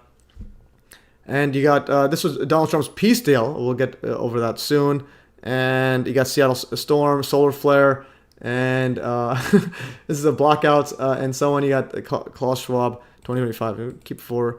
And this is 1996 Air Force predictions, and not just weather control, but also Air Force and space capabilities. You got, this is from 1986 Air Force 2025. Literally talking about holographic projector displays a three-dimensional visual image in a desired location removed from the display generator, and so on. Through 3D image projection from a plane in 1996, talking about 2025 tech. All right. And this is the SPARS 2025. So I posted this before the election, and also before he switched. So the SPARS 2025 scenario, first published in 2017, has the vice president winning the election after president dropped out due to health concerns. And on December 4th, 2020, Joe Biden says he will resign after saying he has a disease. Saying he'll resign if he... even says that he will resign after saying he has a disease. Yeah, so that's literally what happens in this script. This was from 2017. Literally set a future scenario. In the year 2025, the world has become simultaneously more connected and divided. So again, into the year 2025. And they said that from a government standpoint, the current administration is led by President Randall Archer, who took office in January 2025. Archer served as vice president under President Jacqueline Bennett. So you had a male vice president and a female president, but now it's switched now. Now you have the vice president's female. Male is male was the president, and now they switched over, and then the vice president is running for office and became president, because the president did not seek a second term due to health concerns and so on. So it's literally the exact same time. Exact same time, and this was a SPARS 2025 scenario. And they had 2017. They predicted programming for the COVID psyop and the presidential switcheroo. And now you have, and then fast forward after the predictive programming, it literally gets lazy and says, "My fellow Democrats, I've decided not to accept the nomination and to focus all my energies on my duties as president for the remainder of my term. My first decision as the party nominee in 2020 was to pick Kamala Harris as my vice president, and it's been the best decision I've made. Today, I offer my full support and endorsement for Kamala to be the nominee of our party this year. Democrats, time to come together and beat Trump." And again, and it follows that whole diversity hire narrative, because when she was running for president, she got like 1% of the vote, and now she's the nominee, but no one voted for her, and because and then you get the right wing saying it's a diversity hire. It's like they rub it in. Okay, go back to 2025. There's some more 2025s I think I have. What else did I have 2025 here? Okay, it's going back to 2025. Spars. America's Destiny. Okay, this is the Destiny one. Destiny. And also GTA 6 is coming out. So GTA 6, this is the big one. This is the absolute big one. GTA 6 trailers, it's coming out, and interesting, the game is launched in 2025. If you're a big GTA fan, out of all the years, it has to come out 2025. It's been like literally in the works for years. So it's going to come out with like full on, like real life. Yeah, some strange flood happened in Spain 1 year after rain in a couple hours. Yeah, that I heard about that. That's also some geoengineering mumbo jumbo. I heard there's some lithium mining going on there too as well. So if you hear about lithium mining in your neighborhood, just like leave, go somewhere else. You're gonna get. Alright, this is Destiny. So this one here, this person died now, but so this guy right here, Thomas Horn. He wrote a book, so in 2013 he wrote Zenith 2016. So that's a big year. So 2016 is when Trump became president. So did something begin in the year 2012 that will reach its apex in 2016? The revised and expanded edition of Apollyon Rising. Again, Apollo. Trump has literally a dedication to Apollo in his penthouse, which is all decked out in gold, and he has literally a Apollo and a chariot on his in his roof and so on, and all in gold. So he wrote Apollyon Rising. This is a revised and expanded edition of Apollyon Rising 2012. He wrote Zenith 2016 from the bestseller selling author of Petrus Romanus and Exo Vaticana. Anyways, so he also wrote again before he died recently in 2021. So this was before Trump was president. He wrote Zenith 2016. He's got some Illuminati eye and all this stuff. And then in 2021 he wrote the book Zeitgeist 2025. So he's literally, this before he died. Thomas Horn's writing style sizzles, but Zeitgeist 2025 absolutely blazes. Hang on for the ride of your life as Dr. Horn catalogs how the New World Order is already embracing and preparing for the second coming of its cherished new gods, Zeitgeist 2025. And this is Countdown to the Secret Destiny of America, the Lost Prophecies of Qumran, and the Return of Old Saturn's Ring. And then, what else did he write in there? Yeah. Okay, so that's pretty absolutely wild there. And there's the White House, and there's the White House Capitol building, that's the White House. This is the giant phallic symbol of George Washington Monument. All right, and then he also wrote, and in 2019 he wrote The Rabbis, Donald Trump, and the Top Secret Plan to Build the Third Temple. So yeah, so Third Temple is getting built, guys. And I think destroyed in the World War III. So building the Third Temple is an act which must be done to complete the redemption of the people of the Bible and the land of the Bible. This is Gershon Solomon, Director, Temple Mount Faithful. The Rabbis, Donald Trump, and the Top Secret Plan to build the Third Temple. And you got the Star of David there. Unveiling the incendiary scheme by religious authorities, government agents, and Jewish rabbis to invoke the Messiah. So 2019 he wrote this. He also wrote Zenith 2016. He might have some insider info, but and he wrote Zeitgeist 2025 is when the New World Order comes about. 2019 he wrote this Third Temple. 2019, guys, this guy's way ahead of the time. And he also wrote Exo Vaticano. And in 2013, Thomas Horn wrote Exo Vaticano, Petrus Romanus, Project Lucifer, and the Vatican's astonishing plan for the arrival of an alien savior. So Project Bluebeam is still in the works, guys. I was like hesitant on it because I thought I think 9/11 was already a Project Bluebeam event where you had literally Project Bluebeam tech, a holographic projection, and then blamed on illegal aliens like Osama bin Laden and so on. But now definitely think, especially with the whole UFO push, I definitely think it's gonna happen. So Exo Vaticana, Petrus Romanus, Project Lucifer. So got an alien savior coming up, and also Vatican. The Vatican is also pushing some. They're debating theology if they come across aliens. So Christians will not immediately need to renounce their faith in God simply on the basis of the reception of this new, unexpected information of a religious character from extraterrestrial civilizations. However, once the quote religious content originating from outside Earth has been verified, they will have to conduct a quote rereading of the gospel inclusive of the new data. So Vatican astronomer connected with Opus Dei, Father Giuseppe Dancella Nitti. All right. So we got some Project Bluebeam stuff coming up. Also 2025. Well, actually 2025 is, this doesn't say 2025, but I think the fake alien invasion will be during World War III or like near the apex, when people, the only time I think it'll be believable is when there's complete destruction and people would wish for any savior. So aliens pop in. All right, let's go right here. Okay. No one. Emitter Solar says no one steals it. The script is to make it look like it is happening, to cast them sandy hooks into our emotions, drag us where they want. The one they will appoint will quote win. Yeah, definitely. But the script is the stealing is the script, is like part of the script. It's similar again when you watch a wrestling thing, when somehow one of the characters cheats. But yeah, but it's like, yeah, they cheat because of the script. It makes it more watchable. All right, guys. Next part. Search Trump on MES links. See what else I wrote. I just wrote. I told myself a note. Search Trump here. I have 923 posts about Trump. All right, that's epic stuff. This one right is interesting. So the Antichrist, or man of sin, is also referred to as the man of insurrection, which is literally Trump. This is an interesting part. So, but this whole Antichrist narrative is being pushed. So the man of sin is also called the man of lawlessness, the man of rebellion, or the man of insurrection. Again, this is all way before. This is 1,000 years before this whole Trump insurrection thing. Or the man of apostasy, in a figure referred to in the Christian Bible in the second epistle to the Thessalonians.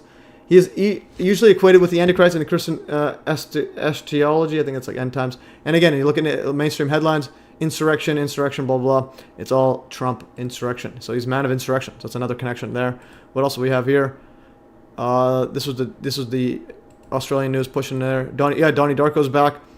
Okay, this was here. A lots of predictive programming going on here. This was posted October 20th, 2024, a few weeks ago. So the very real scenario where Trump loses and takes power anyway. So if Trump overturns the 2024 elections, here's how it could happen. So they're literally telling you exactly what would happen. All right. Going further. What else we had here? Trump Kamala odds swing. There's Trump at the wedding. And also had a Trump tie for some reason. All right, so here's the this other part. Trump campaigning for the undocumented worker vote. Don't ask why or why, how. I have a Trump tie. So I have a Trump tie. I literally have an official Donald Trump tie. Well, it's not official. It's just that it's a Donald Trump tie, but apparently he just licenses his name to anybody that wants to use his name. But anyways, it's an actual Donald Trump tie. And the story behind it is, so my aunt likes Donald Trump or liked him, and then she was at the Bay looking for some clothes for my dad for Father's Day. So my aunt was looking for it for Father's Day for him, and then she came across, like, she was in the men's section, and then she heard this woman point out that, oh look, it was Donald Trump's tie. It's like, and the woman just randomly just said, it's like, oh, I hate Donald Trump. And then she looked at him, she's like, oh, what? I like him. And she bought it out of spite. So she bought this tie out of spite to give to my father for Father's Day. And then he doesn't want to wear it. So I'm like, I'll take it. So I'm wearing Donald Trump's tie. Let's go. Okay. There's J-Lo endorsing Kamala. Okay, where's some other one? Okay, this one here. Okay, we're going to go play this one and then go back to this up. So, new Lincoln Project ad calls Trump a devil. He's a devil. He's a devil. He's a devil in his own hometown. On the level, he's as funny as a clown. He spends a 5-cent piece, thinks nothing of it. His pants all creased, red vest above it. And when it comes to women, he's a devil. He's a devil. He's a devil in his own hometown. All right, so just to give you the narrative, the mainstream narrative is literally pushing that this guy is the devil. Philippe V, your opinion is that Trump is part of the Hegelian dialect being played out by the psychopath aristocrats of Europe to depop and control what's left. Well, it's all part of the script, and I'm not saying aristocrats. I think the actual rulers are not publicly known. They have some advanced tech that is very, very advanced. But again, there's people that are more or less in the know. But this is beyond aristocrats. This is literally people trying to become God, in my opinion. These are, I think, the highest of the Freemason Illuminati mumbo jumbo. On the level. Okay, so now another part, going back, another Lincoln Project ad. This was in 2023, last year. They're saying waking the beast. So just like in 2016, Trump can't wait to let loose and take out his insecurities on his opponents. No wonder all the GOP candidates are tiptoeing around. They're terrified of waking the beast. See that here. Trump isn't back. He never left. He picked Kevin McCarthy as his speaker. He owns the Republican Party, and his minions run the show. Hell, he's even back on social media. He's coming. You think a few liberal Republican billionaires are going to change MAGA's mind?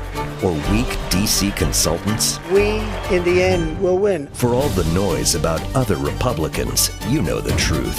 He's going to do what he did in 2016. Destroy his Republican opponents, one by one.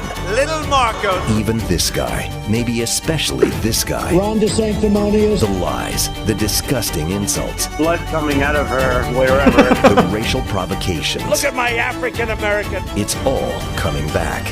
And it's time to choose once again. Where do you stand? For America or Trump?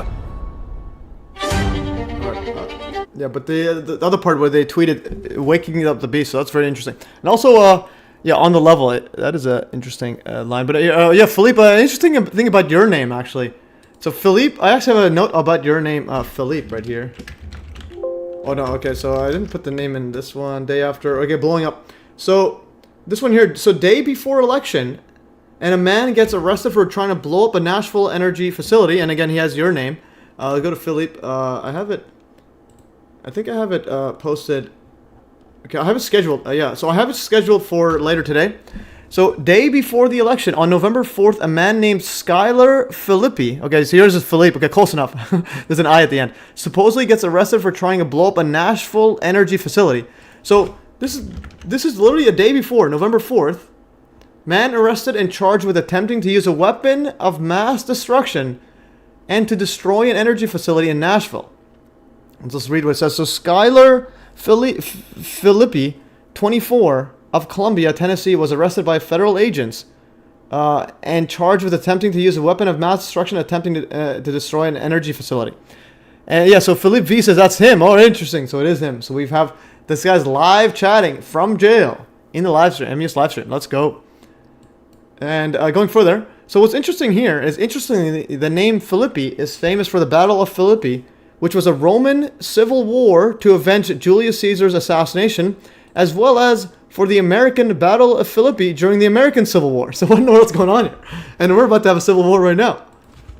Okay, so the Battle of Philippi was the final battle in the Liberators' Civil War, and this is 3 and 23 October 42 BC. So literally just before Jesus. You have this BC, before 0 BC. Now the second coming of the Trump. You'll see a lot of the second coming narratives about Trump. So now you have the second coming is coming. The second coming is coming, and you got the Trump Antichrist narrative is all full blast. So anyways, the Battle of Philippi was the final battle in the Liberator Civil War between the forces of Mark Antony and Octavian of the Second Triumvirate. Interesting, it's similar to Trump name. Then the leaders of Julius Caesar's assassination, Brutus and Cassius, in 42 BC at Philippi in Macedonia. So in Philippi, Macedonia, the Second Triumvirate declared a civil war ostensibly, publicly, just outwardly, to avenge Julius Caesar's assassination in 44 BC. But the underlying cause was the long brewing conflict between the Optimates and the Populars. It's okay, interesting. So Optimates, it's like the Optimus Prime. It's like some of those Transformers battle. The battle, involving up to 200,000 men in one of the largest of the Roman civil wars, consisted of 2 engagements in the plain west of the ancient city of Philippi. The first occurred in the first week of October. Brutus faced Octavian, and Antonius' forces fought those of Cassius, etc. And now the second one. This is 1861, 163 years ago.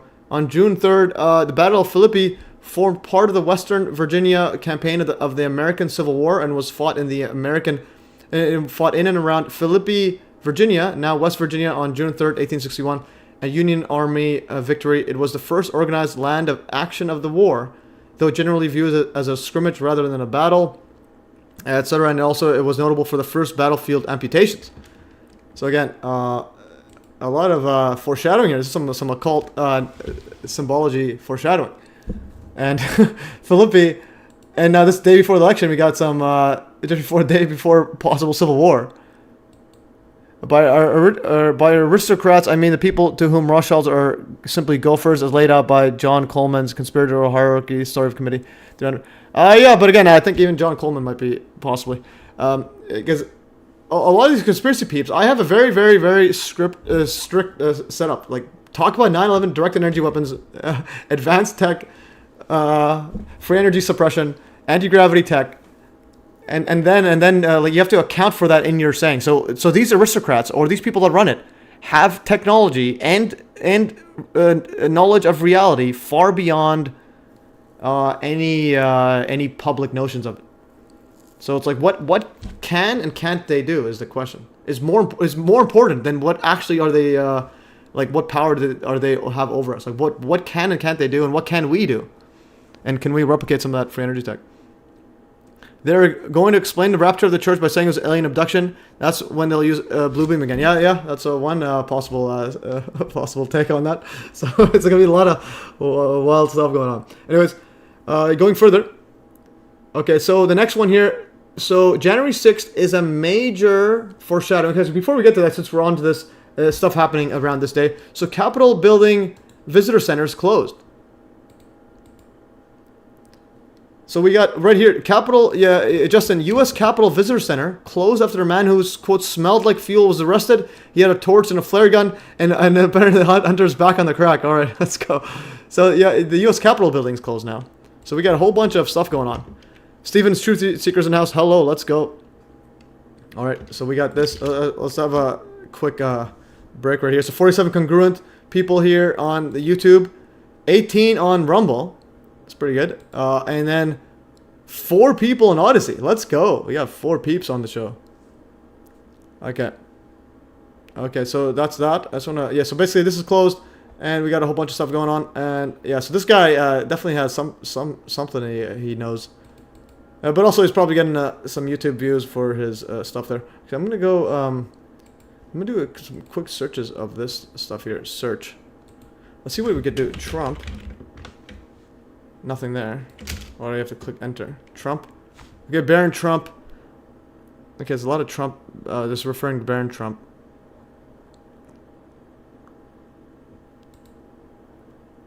Okay, book 1, Travels and Adventures of Little Baron Trump and his wonderful dog Bulger. Little Baron Trump. Okay.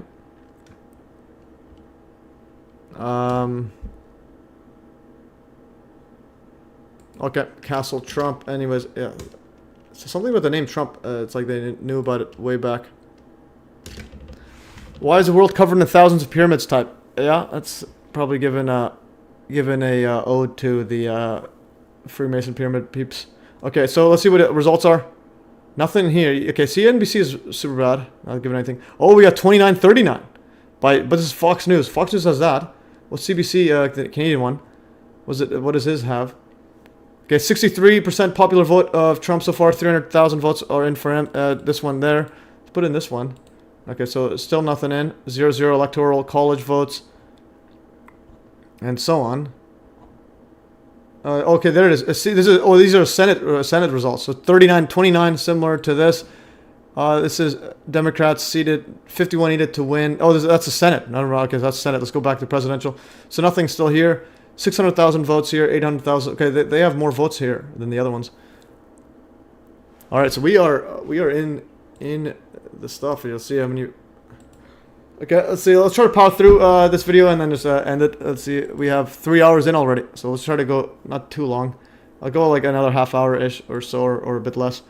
Okay, so let's go back here. Okay, this one is absolutely wild. Okay, so Fahrenheit 11.9.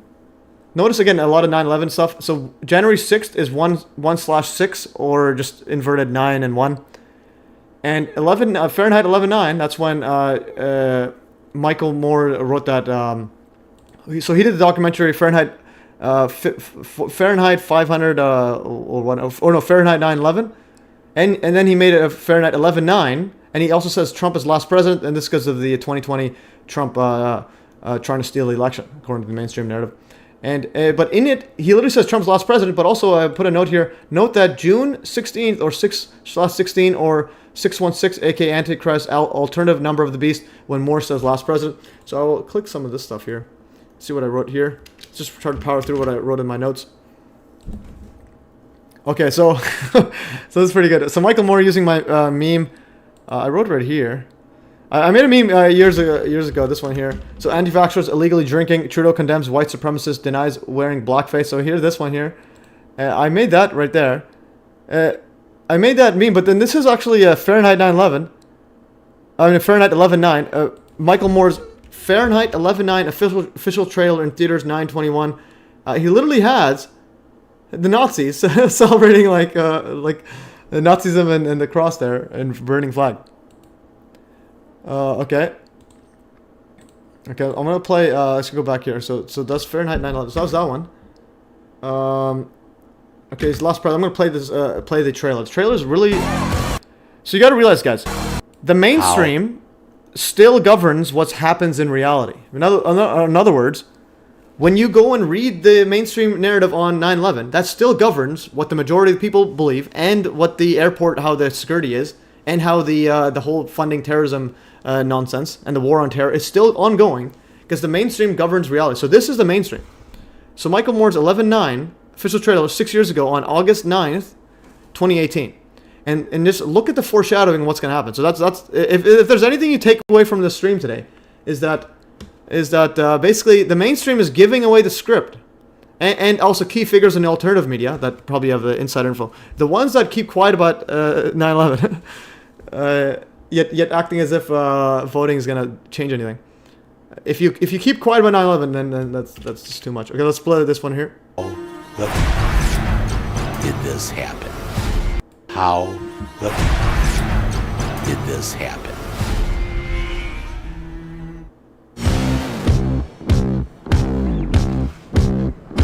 I don't need a copyright strike. I'll go to the end part. Okay, so that's Michael Moore. Let's go back here. I think he shows a. Let's say something here. Body's upon the gears and upon the wheels, and you've got to make it stop. If nobody's gonna do it, then I gotta do it. Okay, anyways, let's go back to this part. I wanted to show this part here. Yeah, this part here.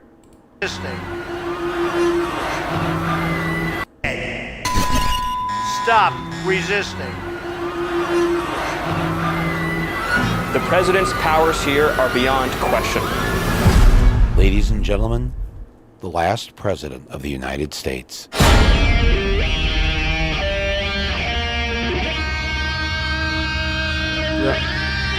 Yeah, so 11/9. Notice that they're using the words 9/11. So they're comparing Trump to 9/11. That's how big the narrative is. In other words, that's how big that the changes are going to be.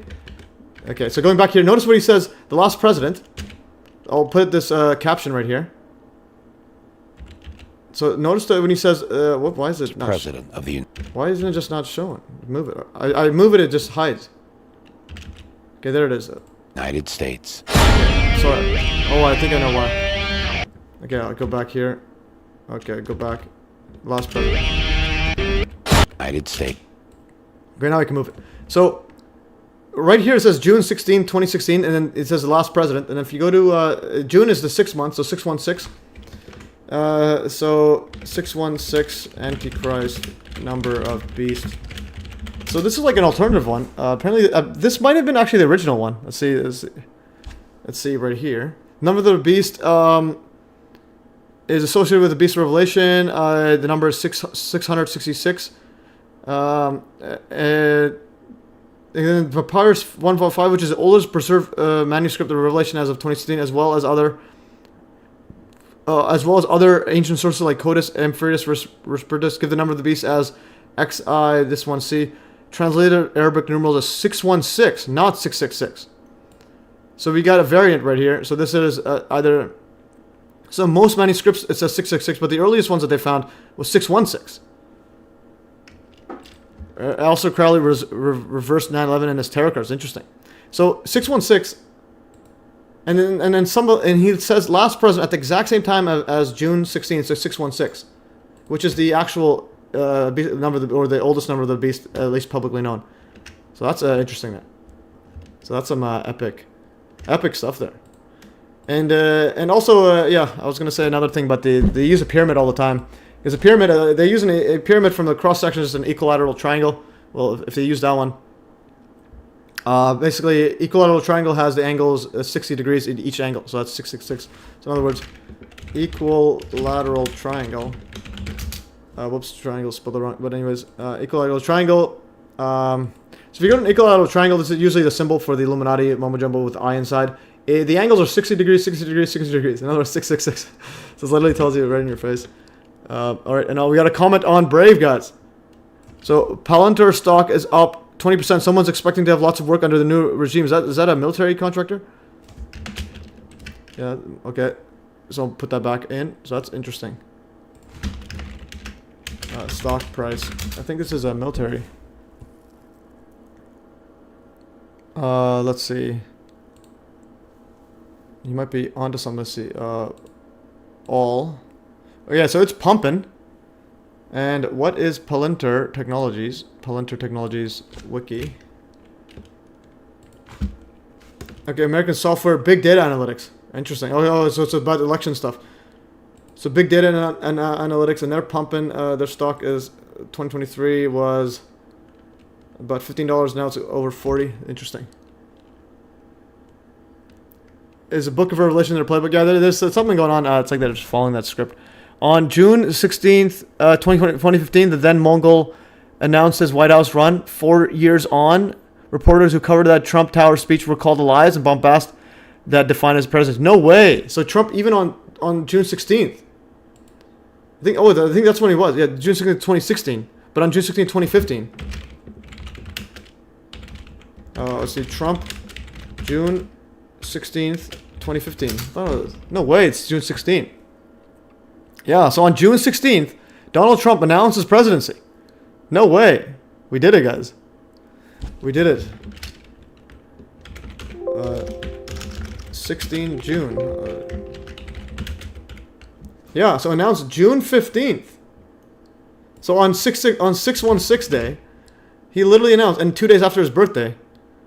Okay, so we just uncovered new bombshell info. Epic stuff, conspiracy theorista, absolute epic.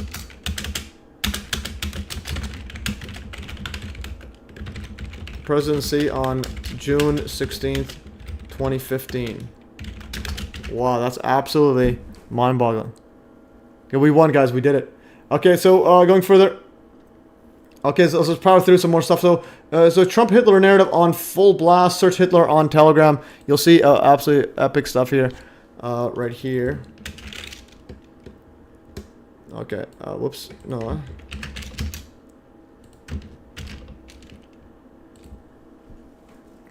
Oh yeah, so recently, literally on September 21st, Wikipedia has a post called Donald Trump and Fascism. So there's been a significant academic and political debate over whether Donald Trump, the 45th president of the United States, qualifies as a fascist. Critics of Trump have drawn comparisons between him and fascist leaders over authoritarian actions, rhetoric, while supporters of Trump have accused critics of using the term as an insult rather than making legitimate comparisons. So basically they have a whole Wikipedia page now on this. So the Wikipedia has a post titled Donald Trump and Fascism. Trump-Hitler script is pushing strong. Okay. Oh, and an editor has nominated this article for deletion. Interesting. They want to delete this photo. Interesting. I don't know about that. Double Face. This is Donald Trump and Adolf Hitler by Peter Cluster. Trump fascists. Yeah, so the way I found the scripts usually work is they go really out of the way. They're saying Trump fascist, Hitler stuff. They do super extreme initially, so that the alt media or the Trump MAGA side they can point out the nonsense of this. But like, hey, obviously he's not Hitler. Why are you going nuts? And then they'll get more sympathy of it. But then gradually the script follows in line because they were saying the Hitler before the January 6th, and then after January 6th, it's a bit harder to say that because he's literally had a January 6th. From the optics side, regardless of what happened, that's the optics of it.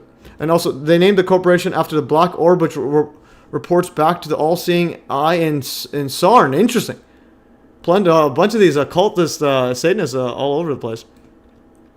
All right, that's life saying hi to Theresta. Let's go. So Theresa's announced. Okay, let's power through some more stuff here. I do want to finish all this for this stream because it's pretty epic. So again, if you look up the Hitler stuff on my Telegram. And again, so again, like I was saying, the big takeaway is take the mainstream stuff. Don't take it as like, oh, it's just propaganda, ignore it. Take it in as that's what the mainstream believes. That's what the likelihood is going to happen. So the mainstream is telling you what's going to happen. So Hitler stuff. And also in New York City on 1939, 6 months before World War II officially started, they literally had a rally at Madison Square Garden. And I think Trump had a Madison Square Garden one. No way.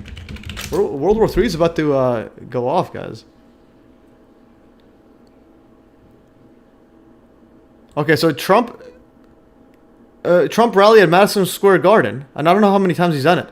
1,000 people from around the New York area and other parts descended at Madison Square Garden. This was literally October 30th, 2024. Oh, actually, that was updated. But anyways, it's in October. When did he? When was the rally? Let's see. Let's go back here. When was the rally? Oh, on October 27th. Okay, so a day after Hillary Clinton's birthday. Are there any forces on the side of humanity? Well, the whole thing is, I think you got to be on the side of humanity. You have to take it up and do it. European media has been full Trump Hitler narrative. So going back here. European media has been full the Trump Hitler narrative. People actually believe it. Yeah. So in other words, what's going to happen? Similar with COVID. They push the fear, and then you had people wearing double masks. And then injecting their own kids with this stuff. So, in other words, the narrative is going to happen. Especially when you watch the January 6th mainstream news on it, it's absolutely like I watch it. I thought Trump was Hitler when just watching that stuff. I thought we were going to be under a dictatorship or Kim Jong Un just by watching. I'm just saying that's how epic the production level of the mainstream news is. Okay, going back into the stuff here, because again, perception is reality according to these. Psychos. Okay, so that was that. Okay, let's go back into this. I do want to power through this. Okay, so going back to the Hitler narrative. Yeah, so this one is really big. This is so Trump literally just last week or so, last Sunday, was at the no, it was at Madison Square Garden, or actually was it last Sunday or yeah, actually 2 weeks ago. 2 weeks ago, I think, on the 27th or last week on the 27th, was at Madison Square Garden, and also 6 months before World War II started, there was a giant Nazi rally at Madison Square Garden in U.S. A Nazi rally in U.S. a pro-American, and they were doing the whole pro-American mumbo jumbo. And in it they have a giant deified poster of George Washington. And they were blaming Jews for everything and so on. So it's like the same narrative. Now, going back here. I just want to show the deification there. Yeah, so going back here. I don't know why, just show it. What's the issue? There it is. They have a giant deified poster of George Washington. There's the Nazi flags beside it, and American flags, and so on. In Madison Square Garden. Didn't Trump change his name from German Trump, something like that. I heard stuff like that. But anyways, going back here. And notice how he was deified, and yeah, so basically he is deified, similar again in the Capitol building. George Washington is deified as the in the apotheosis painting, or apotheosis, or whatever, the deification of George Washington. Anyways, for another one, yeah. So going back to the Hitler one, so you search Hitler. What else is there? Yeah. So not only is like the mainstream the mainstream narrative is saying Trump is Hitler. Let's go here. What's the guy said? The intelligence services controlled alternative media in the UK have been signaling that the woke era has come to an end. Kind of signals a Trump selection. Yeah, they could push something, but I think there'll be a takeover using some sort of brute force method, or at least according to the script. Are you familiar with Trump and Tesla? Yeah, I do. I do know that Trump's uncle had that Tesla stuff. So going further, so Trump's VP pick. Yeah, so going back here, so the mainstream narrative, and yeah, it's all talking about Trump Hitler, and then of all people, Trump picks his vice president G.D. Vance, whom also called him Hitler. So he called him America's Hitler before he switched over and became it, and also the current Trump's actual former vice president Mike Pence hates him now according to the script, so he probably thinks he's Hitler now. J.D. Vance thought he was Hitler, so and my prediction is he's going to flip-flop on it as well. So Trump's former Vice President Mike Pence hates him now in the WWE script, and his current VP pick, J.D. Vance, called him Hitler before. MES prediction, eventually J.D. Vance will also turn on Trump since Trump is playing a Hitler script role, and Trump occult coincidences and timings. And you can see I made a big coincidences and timings. I'm going to go through some of these timings here. Interesting timings. I made a giant setup here. I put some timings. So this whole Trump stuff is actually surrounding a lot of UFOs, Roswell stuff. We'll get to that. Actually, I don't want to get too off topic. Going further. Okay, we'll get to that in a bit later. But I wanted to open up this because I have a giant document here. Giant document on the. Let's see. Go back to the. Yeah, this. I was making a giant. This like 500-page one, using Trump occult connections and so on. And I'm gonna just increase my chair to stand a bit longer. So. Yeah, so I was working on this video. I mean, but then I realized it was too long and it's too out of place. So I'll just do that Trump occult connections with this blood moon and so on. Going back here. So, anyways, so I have this giant document. You could look through it. I put a lot of connections into this.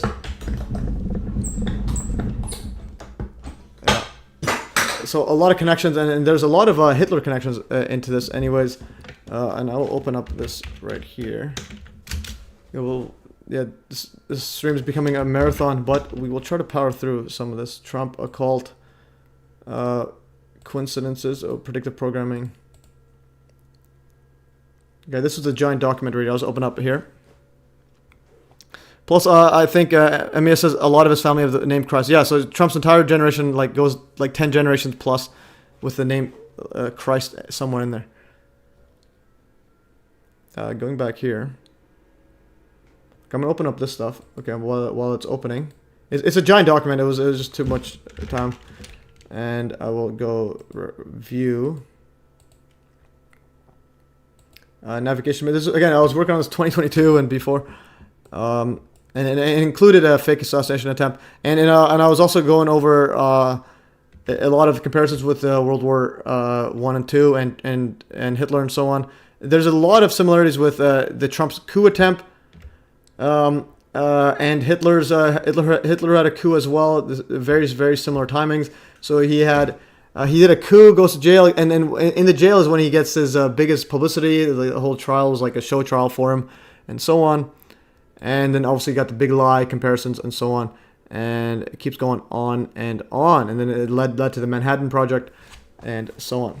But anyways, and also had some other weird stuff with the Baha'i and the United Nations. So the United Nations created Baha'i world order religion, new world order religion, possibly intertwined with all this. So that's that. Okay, so I just put that out there for now. So Trump's grandmother, Elizabeth Christ Trump, died on 6/66. Yeah, so on June 6, 1966. All right, so I'm losing some focus because it's been like almost 3.5 hours. So just to show you here, Trump Christ. This is actually a thing. So Trump's entire family tree literally has the word Christ in it. This book was from Deanna Muriel, Ancestry of Donald J. Trump. So this is the book, Ancestry of Donald Trump, from Kings and Crusaders to President of the United States. So if you go here, so here's Donald J. Trump. His dad is Frederick Christ Trump. And then his grandma is Elizabeth Christ. His great-grandpa is Philip Christ. His great-great-grandma is Johann. No, or grandma. Actually, no, that's grandpa. His great-great-grandpa is Johann George Christ. All right, and then going further, and then Johann George Christ. Yeah, then the father of Johann George Christ is Johann Gottfried Christ. Father of that is Johann George Christ again, is like a senior. And then after that, Johann Casper. Even Casper's in them, the ghost. And then Christ. And then after that, the father is Johann Zacharias Christ. So what's interesting I found is all of these are the father. So the top one's the father, the bottom is the mother. So it's father, father, father, father, father. It goes father, and yeah, this is Philip Christ's father. And then there's one mother, and that one mother gives birth to Trump's dad. All right, so that is that is absolutely wild there. All right, so going back into that other setup there, and also this is the Vatican. This is the Vatican one. Was also a next level one there. That statue inside has, like, when you invert it, it has literally a Baphomet symbol. It's absolutely the beast and the man on top. And again, George Washington, Zeus, Baphomet. It's very, very, very, very wild. All right.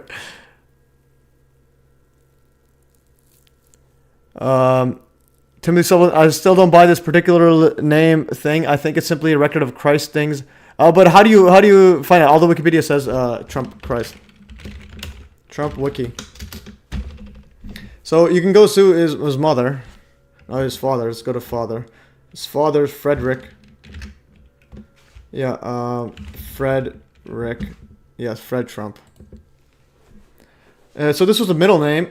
Frederick Christ Trump. Married Elizabeth Christ. So the question is, where are you getting this christening thing from? I don't know why the name would just replace it. On only in a specific line. There's no duplicates anywhere. It's pretty much a last name. So unless you could find something there, we could ask this here. We'll ask ChatGPT right now. ChatGPT has the word. Trump's family tree has the name Christ in it. Is it a record of christenings or actual names?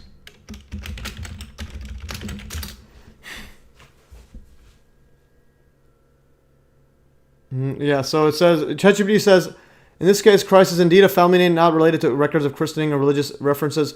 Elizabeth Christ was born in Germany as Elizabeth Christ and married Frederick Trump, Donald's grandmother. The surname Christ is relatively common in Germany and has origins as a German surname without any direct religious connotation. So it's common in German.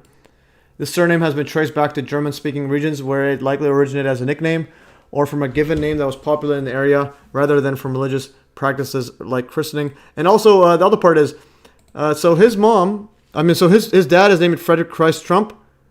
That's the middle name. And then Elizabeth Christ, the middle name gives it to the last name goes to the middle name. So they use that. Yeah, no worries, Timothy Sullivan. And thank you for being a super fan, guys. Become like this guy, super fan. Let's see what else it says here. The new UK opposition party.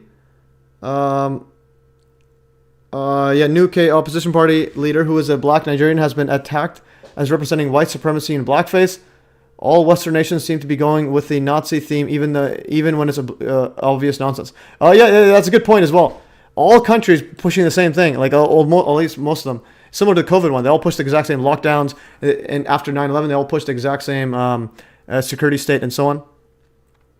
So no doubt Trump will have European royal blood. Yeah. So basically, that's another part. When all the countries are following the same script, but then they all ignore. They also follow the same script of ignoring 9/11, and follow the Osama myth and so on. All right. So that's that. Let's see what else we had in here. Okay. Yeah. Trump coincidences and timings. The reason I want to bring up timing is there's a lot of weird stuff about that. So Trump created the Space Force. He was president in 2019, just before. Just before or just after COVID. So COVID patient 0 was December 1, 2019. And then 19 days later, again, 19, Space Force created. And then pandemic declared shortly after that. And then also Trump orders a DOD to create the Space Force. And also Roswell is opened in 2018 during Trump's first presidency. And in 2001 is 9/11. 2001 is 9/11, but... in January of 11th, Space Commission was formed to assess U.S. military involvement in space. And going further, 9/11, the 9/11 Act went into effect 1999 on Hillary Clinton's birthday, October 26, 1999, directing the FCC to make 9/11 a universal emergency call for all telephone services. Before it was for, I think, AT&T and so on. And the FCC made that announced for all of them. And also 1968 is when WTC the construction began. Coronavirus first came into print, and Apollo 11 was actually after. But the Stanley Kubrick's 2001 Space Odyssey. Actually, going further now, Roswell crash incident starts on June 14th, Trump's birthday, 1947, a year after. So exactly 1 year after Trump's birthday, the Roswell crash. And then he's also involved in the whole Space Force, and also opened up. So Roswell incident started on his birthday, was closed the entire time from the public, and opened on Trump's first year first presidency, or the second year in office in 2018. So it was opened up when Trump was president. So it was locked up. So again, reiterate that. Okay, again, and we have Project Blue being pushed hard right now. So Roswell incident started when on Trump's birthday. Then it was closed to the public for 71 years and opened when Trump was president. And then a year later, Trump creates the Space Force. And it was opened 1 month after Trump directs the DOD to create the Space Force. So he tells the Department of Defense, create the Space Force, and then he opens up Roswell, and then Roswell randomly gets opened up. And then Space Force a year after gets created. Okay, all right, keep that in mind. And we have Project Blue all being popped up. And again, it was on Trump's birthday, so it's like a lot of wordplay going on, either consciously or unconsciously. All right, going next. So war with Iran, aka World War III, will occur, but only after a few years of, quote, world and Middle East peace achieved by Trump, LOL. So again, I think World War III, it's going to happen. Rotary Motion says there was 2 Roswells. Interesting. All right, let's go back here. So this one here, again, world peace can happen. Again, they don't just sign these Abraham Accords and then Israel promoting Trump all day and so on for nothing. So here is, on September 15, 2020, Trump got the Abraham Accord signed by Israel, United Arab Emirates, UAE, and Bahrain. The Abraham Accord seeks to create interfaith peace in the Middle East and the rest of the world. Some very interesting coins were minted to commemorate the event, which heavily feature Trump as the bringer of world peace through advances in technology.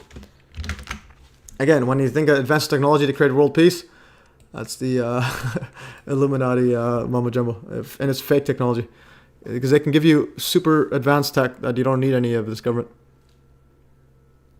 All right, let's go back here. 2020 says, quite a high percentage of people alive today now were born post 9/11. It's basically been memory hold. It's been nothing to most youngsters who will shortly be working in the media. And yeah, definitely, that's another part. Things get memory hold, and that's where MES is at. I will not allow it to be memory hold. Depressing number of coincidences. Timothy Sullivan says, did Trump come from space then? Yeah. And also, again, and his out of all people, his uncle was the one that took the classified documents from Tesla. So that's another thing. And also, Tesla was big on eugenics, so Tesla's also got some issues. So anyways, there's Trump signing this, and now you got the Abraham Accords, promote interfaith, again, world religion. You got this AA there. That's very interesting. Sounds like some Freemason symbology. It just smells like it. And in interest of lasting peace in the Middle East and around the world, you got some coins right here. You got Israel. You got Bahrain. Looks very similar flag to Palestine. So again, it's symbolizing what's going to happen. And if one inclines towards peace, it inclines towards you. This is from either, I'm not sure where it is from. I think it's a Quran a quote. Yeah, I think it's from the Quran.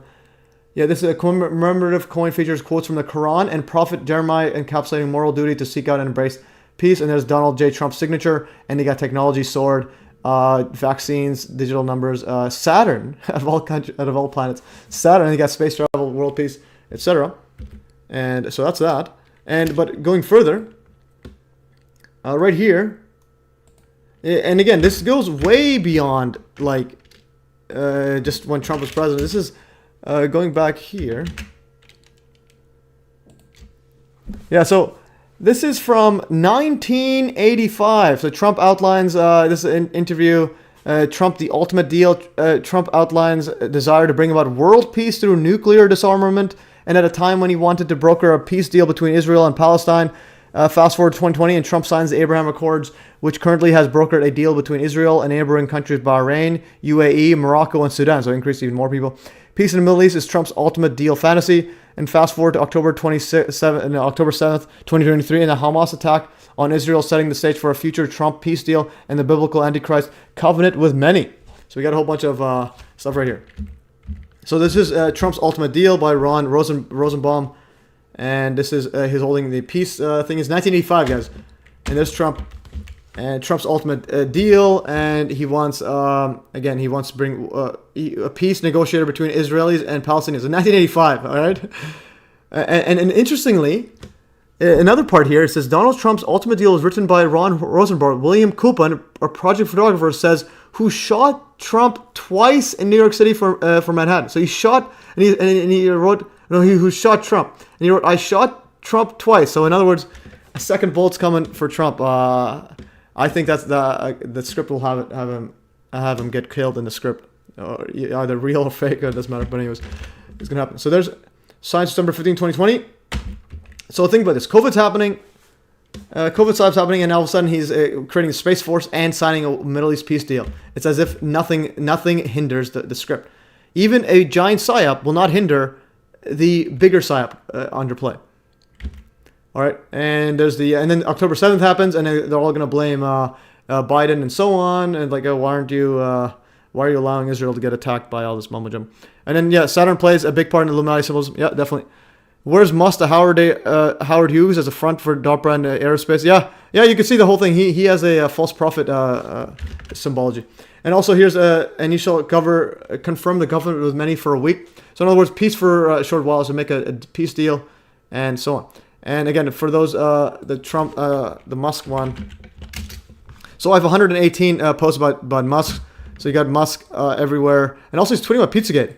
But also there's a bit of disinfo here. This John and Tony Podesta, while I 100% believe these photos match these guys, they weren't involved in the Madeleine McCann one, like directly. But nonetheless, the photos are of them. The person who made them probably made them just as a blackmailing setup. But it wasn't... there's some extra details in that scenario. Okay, going back here. Going back to Musk. So it's again about Musk, mind control, mumbo jumbo. Elon Musk's biographer, as well as his ex-wife, both say Musk has multiple personalities and goes into a, quote, dark demon mode, after which he has no recollection of the switch, aka MK Ultra mind control. There's multiple personalities of Elon Musk, just as there are of his father. And there are times when Elon Musk is playful. There's times when he's trolling, which is almost like, a sophomore's sense of humor stoned in a college dorm room. Joking about, I'm going to get into a cage match with Mark Zuckerberg. That was never going to happen. A pedophile. Or he to say, that question, Grimes said, you got to make sure you're with the right Elon. There's certain Elons that are inspiring and certain that are charming, charismatic. This is his wife said that was Anodyne. Do you like him? Well, there were some Elon, that's such an anodyne word, and people keep asking that question. I say, there are Elon Musk that I liked and Elon Musk that I didn't. His girlfriend, one of his girlfriends, Claire Boucher, known as Grimes, said, you got to make sure you're with the right Elon. There's certain Elons that are inspiring and certain that are charming, charismatic, certain ones that, just are funny. But there are also times when, in a flash, he'll go into being a dark or conspiratorial or... And also note the narrative where conspiracy equals bad. So that's another part of Trump psyop, is to make conspiracy peeps as evil people. Angry Elon, and boy, I didn't like those when I was around those Elons. And could you believe all the different Elons you came across? Did you believe what those Elons told you? It's interesting. Sometimes Musk would say certain things when he was in demon mode. Just like his father, who had has a Jekyll and Hyde personality. And he would say things in dark demon mode. Sometimes really horrible things to people in front of him. And afterwards, when he snapped out of it, or a few hours later, I go back to him and I say, hey, what did you mean by that? Did you really mean it? Whatever. And he would almost have no recollection of what he said. It was almost as if he just switched from mode to mode. Is there something scary about someone who, as you put it, goes in? So he just switched from mode to mode and doesn't recall what he just said. That's absolutely ridiculous. To demon mode now and again, wielding as much power as he does. Yeah, I do think so. I think especially when he gets into those dark modes, it's been particularly problematic for what used to be known as Twitter, where he'll amplify people in dark modes, and it becomes a problem where he creates an environment that advertisers don't want. One of the things... yeah, but yeah, so there's just again, when you look at these, look at the underlying message there. Okay, going back here, and also, yeah, Elon Musk had an interview with Tucker Carlson, copying the Matrix setup there. I have a whole bunch of stuff on here. And also, Elon Musk is saying that the only way to save democracy is by voting for Trump. None as alters. Yeah, multiple personal syndrome. Interesting. There's something going on here. And also, yeah, some very false prophet signs right here. So combined views of the conversation with real Donald Trump, subsequent discussion after accounts for 1 billion views. So real truth doesn't get promoted everywhere you go. Okay, and then let's continue further. What else was in here? Okay. Anyways, I don't want to get it too long because then I can't upload on Twitter. Because Twitter has like a limit on how long. Anyway, so we went over that, and also the day before, and also this one right here. Speak about nuclear, and Trump wants to be a nuclear disarmament mumbo jumbo. And now if you go to this right here. Okay, I don't know what just happened.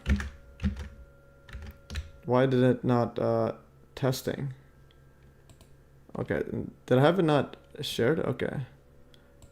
Oh, it's not on there. This was actually it's actually in here. Yeah, so this is in this was a 9/11 revisionist sent this one to me. So U.S. to test hypersonic nuclear missile tonight, just hour after election polls close, literally today. And U.S. set to conduct a test launch of hypersonic nuclear missiles hours after close on election day. So why is the U.S. testing this now? So you had a whole bunch of stuff going on right now. All right, this guy says, again, Channel 4 is a UK government media, state propaganda. Yeah, definitely. It's like whenever you look at stuff like that, or anyone, just try to see what's the underlying message. Because the thing is, even propaganda, it's not 100% false. Like when you look at stuff, there's a range between 0 to 100. Very rarely is it 100% false. It could be like 75% false, or 50% false, or 80%, etc. So you gotta look at what is true that being said that others isn't. We gotta see what else here is here. 9/11 revision says 3 states officially called so far by Stephen Crowder. Check this map out in a bit. DDS attack at moment. Electromagnetic election integrity map. Interesting. Okay, so I'm done with all these stuff. Is there anything else in the random topics? Oh yeah, this one here. We'll end this off with this conspiracy realist report. Okay, there's Elizabeth Christ Trump. Okay, see what else is in here. So yeah, there's the this is the red mirage, and then followed by the blue wave eventually. So Trump 23 is this is the and then this is 3 for presidential election. And then I think this is electoral college votes or whatever they're called. So Trump has 6 million votes. She has 4.9 million already, and 23 and 3. So there's the Trump winning. Eventually, Trump's gonna declare victory. Why do you think the time limit of major world events will be starting in tomorrow and into early 2025? Well, 2025 I think is a big one because they just keep talking about 2025. It's similar how like 9/11 was the 2001 is like the start of the new century. New millennium. So that's the absolute big one. And there's no year 0. So the start is the first. And they had a project. They had a lot of these Agenda 2021. That's where COVID and all this stuff comes in. And 2025 is half. It's like half the decade, and 2020, and also 2030 is the big one where they keep talking about 2030 as like Agenda 2030 and so on. But also there's other numerological mumbo jumbos that others have written about. Let's see, 2025. Actually, one of them is going to be Trump at a time. Trump at a time. So this is a really good one. They shared some of my stuff on the Trump coincidences. So if you look at 2025, yeah, it's 52 messages. See what it has on here. So this guy here, so inauguration last president from 1937 to 2025, exactly 88. What happened here? This is Roosevelt's second inauguration. I just want to keep going further here. Also, the omen is literally after Trump. The omen is made after Trump. But anyways, 2025. I just see it all over. The reason my view is I'm seeing it a lot. That's why I'm pushing 2025. There's a whole lot of stuff that's referencing 2025, like such as the Air Force 1996 documents talking about 2025. But there's other ones you could look into it. Also, SPARS was supposed to happen in 2025. So COVID, the COVID script was supposed to happen in 2025 according to the SPARS 2025 document. But then, so the question is, well, what else was supposed to happen here? And also, if you go to the They Live, yeah, this one's epic too. So the They Live was 1988, and in the movie they say our projections show that by the year 2025, not only America, but the entire world will be under the protection and dominion of this power alliance. You gotta listen to me. I thought you boys understood. It's business. That's all it is. You still don't get it, do you, boys? There ain't no countries anymore. No more good guys. They're running the whole show. They own everything, the whole goddamn planet. They can do whatever they want. Actually, where's the 20? Oh, this is the part. Our projections show that by the year 2025, not only America, but the entire planet will be under the protection and the dominion of this power alliance. The gains have been... Yeah, so anyways, 2025, it's hard to hear the volume, but they say 2025. And each time I post this, they'll give me a copyright claim if I do it long enough. But then I usually protest it. Sometimes they give it away. Yeah, and owning the weather by 2025. So a lot of 2025. And 9 is an ending number. 2025. And you add these all up. Yeah, so some of these all up is 9. But anyways, there's other stuff here that you could look in more closely. See what this here. The year of Essence and Enoch predicted would begin the final age when the Messiah would become. So there's some other stuff. So Dead Sea Scrolls, also called the Qumran Cave Scrolls, they were discovered over the period between 1946. Well, I never knew this. Okay, we're learning something new, guys. The Dead Sea Scrolls were founded in Trump's birth year. And in 1956. And then where's the release? 11 months, 9 days. The Lord of the Rings, Mama Jumbo. Anyways, somebody's got to put these down in the easy stuff here. Anyways, where does the 2025 come in? The year of, where's this? Is this from a thingy here? Much like the body of believers called Christians today, the Essenes are largely misunderstood, and that's unfortunate due to the amazing kinship Christians have had with the Essenes spanning the last 2,000 years and the end of 2 ages. What the Essenes seem to understand about the beginning and ending of ages is tied to the use of a much different calendar. Yeah, so this guy is Thomas Horn. He's recently died. He's the one who wrote that America's Secret Destiny 2025. And he had a lot of numerology stuff pointing to 2025 here. Than the one used by the Pharisees and Sadducees. In fact, according to Essene writing, the Pharisees were using a corrupt, pagan, lunar calendar, and the Essenes preserved the original solar calendar that had been given from God to Adam. Even more astonishing, this was prophesied in the Dead Sea Scrolls, the Book of Jubilees, which was kept by the Essenes. In Qumran states, quote, "And there will be those who will make observations of the moon, for this one, the moon, corrupts the started times and comes out earlier each year by 10 days. And in this way they will corrupt the years and will observe a wrong day as the day of testimony and a corrupted festival day. And everyone will mix holy days with unclean ones, and unclean with holy, for they will err as to months and Sabbaths and festivals and jubilees." End quote.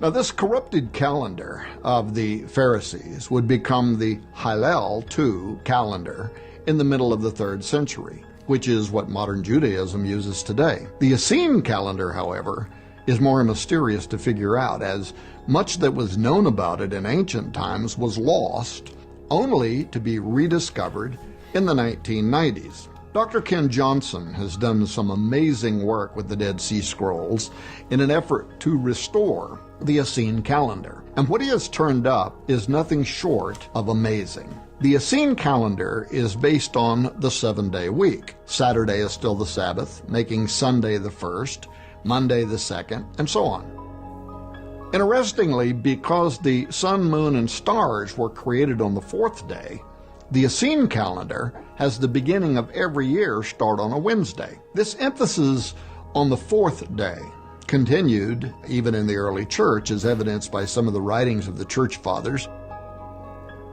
credited with writing the first commentary on the book of Revelation. Victorinus of Patau wrote on the creation of the world. On the Okay, I just want to fast forward to somewhere that says 2025. I haven't seen this one. This is I'm researching on the go. Where's the 2025? Okay, let's go back here. Age 4. Messianic Kingdom. Okay, let's see what these guys say. Ages of Human History. Abraham to the end of Abraham.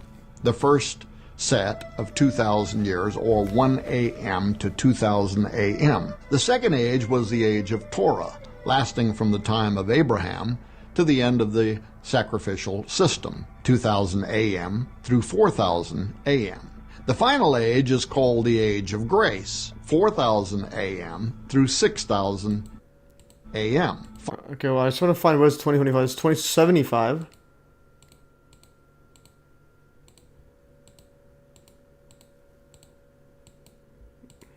Of the Pharisaic through my.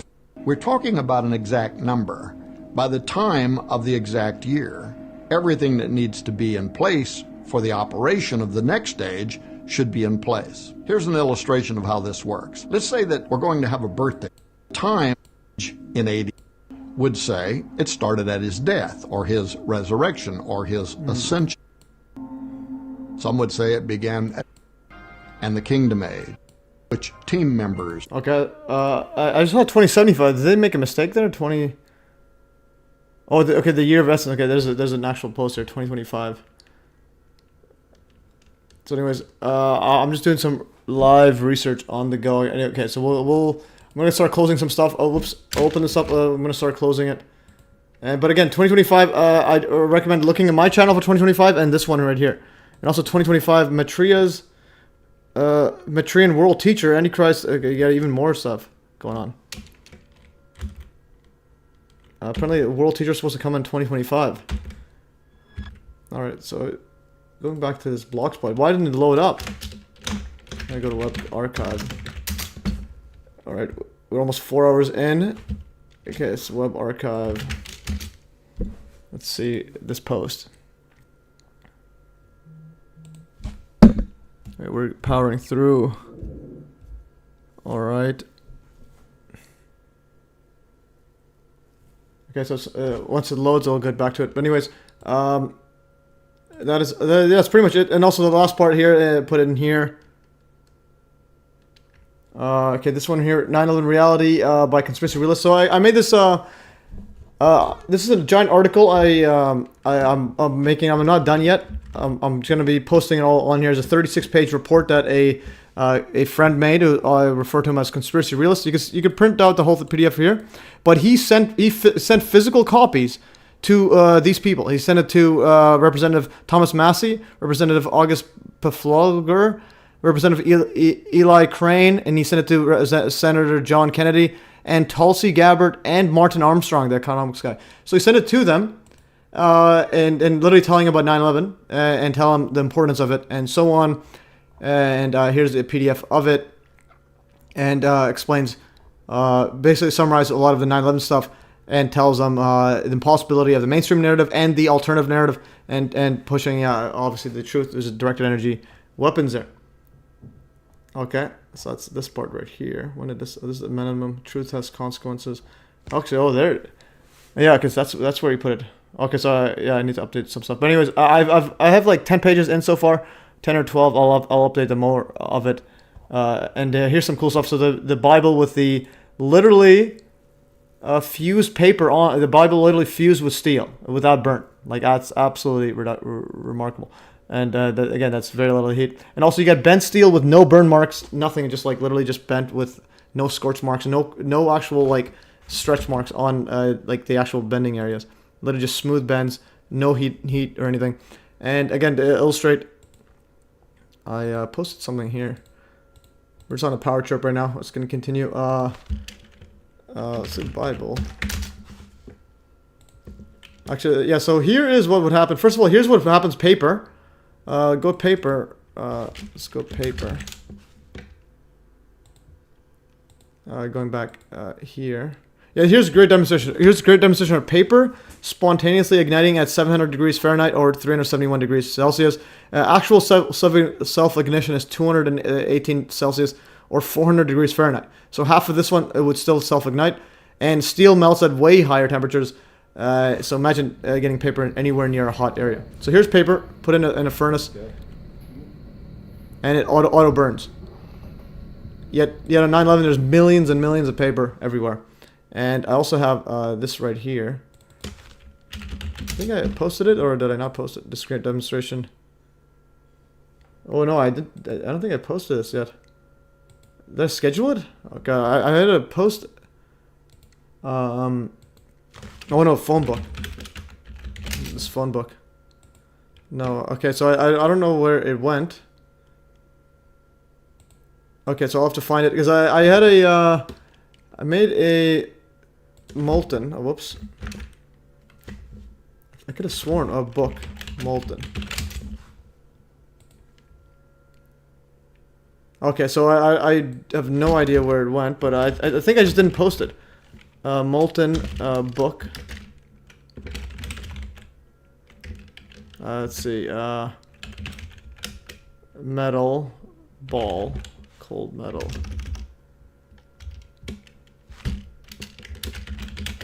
My bad. I gotta show this one. I could have sworn I had it. Okay, debunking high heat. Okay, this one. Debunking high heat myth. I have no idea where it went. I will go back to here. Okay, history.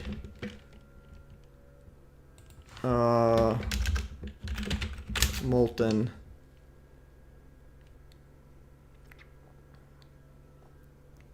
Where is the book? Phone book. Yeah, this one right here. Okay, I don't know why. I thought I downloaded everything. But anyways, I just wanted to illustrate. This guy gets a molten ball, a molten steel or lead ball or whatnot. He heats it up and puts it on a phone book. And again, so there's the phone book.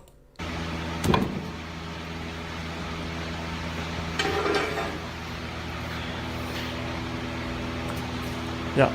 So, and it's like literally destroying a giant phone book there. So anything in contact with anything that's remotely molten, even if it's like get rid of the flames, it will still just, it will not do what this is doing. Yeah, I don't know why I didn't post that. I thought I did. Paper or Bible. It will not do what this did. Yeah, this is not gonna happen. Yeah, it will definitely not do that. Where did it just go? I could have sworn. Okay, this one, yeah. So it will not have literally readable text on it. And it also has some dust there, other stuff. So that is what should have happened. Alright, and that's a thick phone book. Alright, so that is that. And again, yeah, this one here is, print these out. There's addresses to these people as well. So Senator John Kennedy, you can see the addresses. Get the PDF. Print it out, send these physical copies to them, so at least they'll know, at least they're made aware, 9/11 reality, and also Gary Jackson, thanks, great show, covers everything I found, yeah, epic stuff, and thanks Gary for your work and activism. I'm going to post these everywhere, and we are done. Oh, actually, one last thing, just because, and speaking of Gary Jackson, let's see, I hope you don't mind, I shared your activist, let's see. I shared your photo of you promoting 9/11 and Judy Wood and so on, and also you put my thing as well there. So here it is, and you see there, see Dr. Judy Wood and Matthew's Solutions on YouTube. and the Q time. Okay, so there it is. And promoting math easy on your poster as well. Epic stuff there. Thanks a lot. Just get your full face in there. So there it is, promoting there. I think that's some schools or whatnot, and so on. All right, that is all, guys, for today. I am done with this. Also, what's this one? Election. Okay, there's an election integrity map. Heavy red, etc. And yeah, so basically, so Trump's going to declare victory, and okay, the year of Essenes and Enoch predicted world would begin. The final age of the Messiah comes. And this was in 2023. Okay, this is a good document. 2025 would be when the tribulation would begin, more likely any time after that year within a 50-year period. Oh, so that's what it was. So 2075 is when it like starts, but the tribulation starts at 2025. All right, this is some epic stuff here. I will add this to my random section.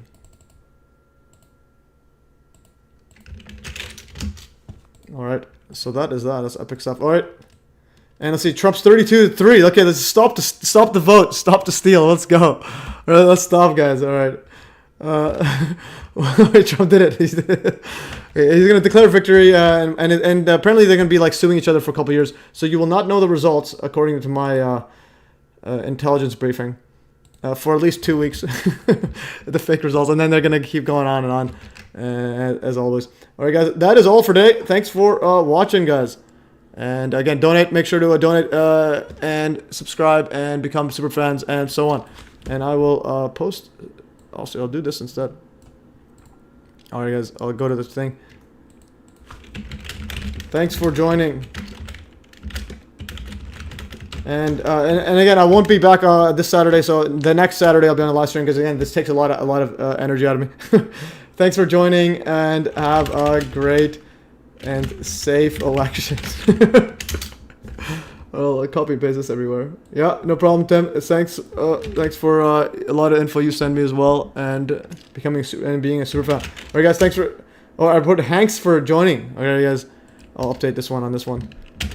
Nobody was on the Rumble one on the chat there, so that was just fine. So 0 people in the Rumble. But more people, 16 people in the Rumble, but 0 comment. Oh, actually 1 commenter, and it seems to be a scam. Anyways, guys, and then we have 4 people watching on Odyssey, 43 here. We peaked at almost 60, pretty decent for a random name. Justina says thank you. All right, thanks, guys. Thanks for sharing. I'm blending First Amendment audits with you to bring the book to schools. Yeah, where did the schools go? Thanks for streaming. Yeah, 2020 is the new what? 2020 is the new 1984. Yeah, that is true. 2020, when people are wearing double masks, I'm like, I don't know where I am. I don't know what's going on here. Anyways, guys, that's all for today. Thanks for watching, and I'm going to end the stream in 3, 2, 1, end. And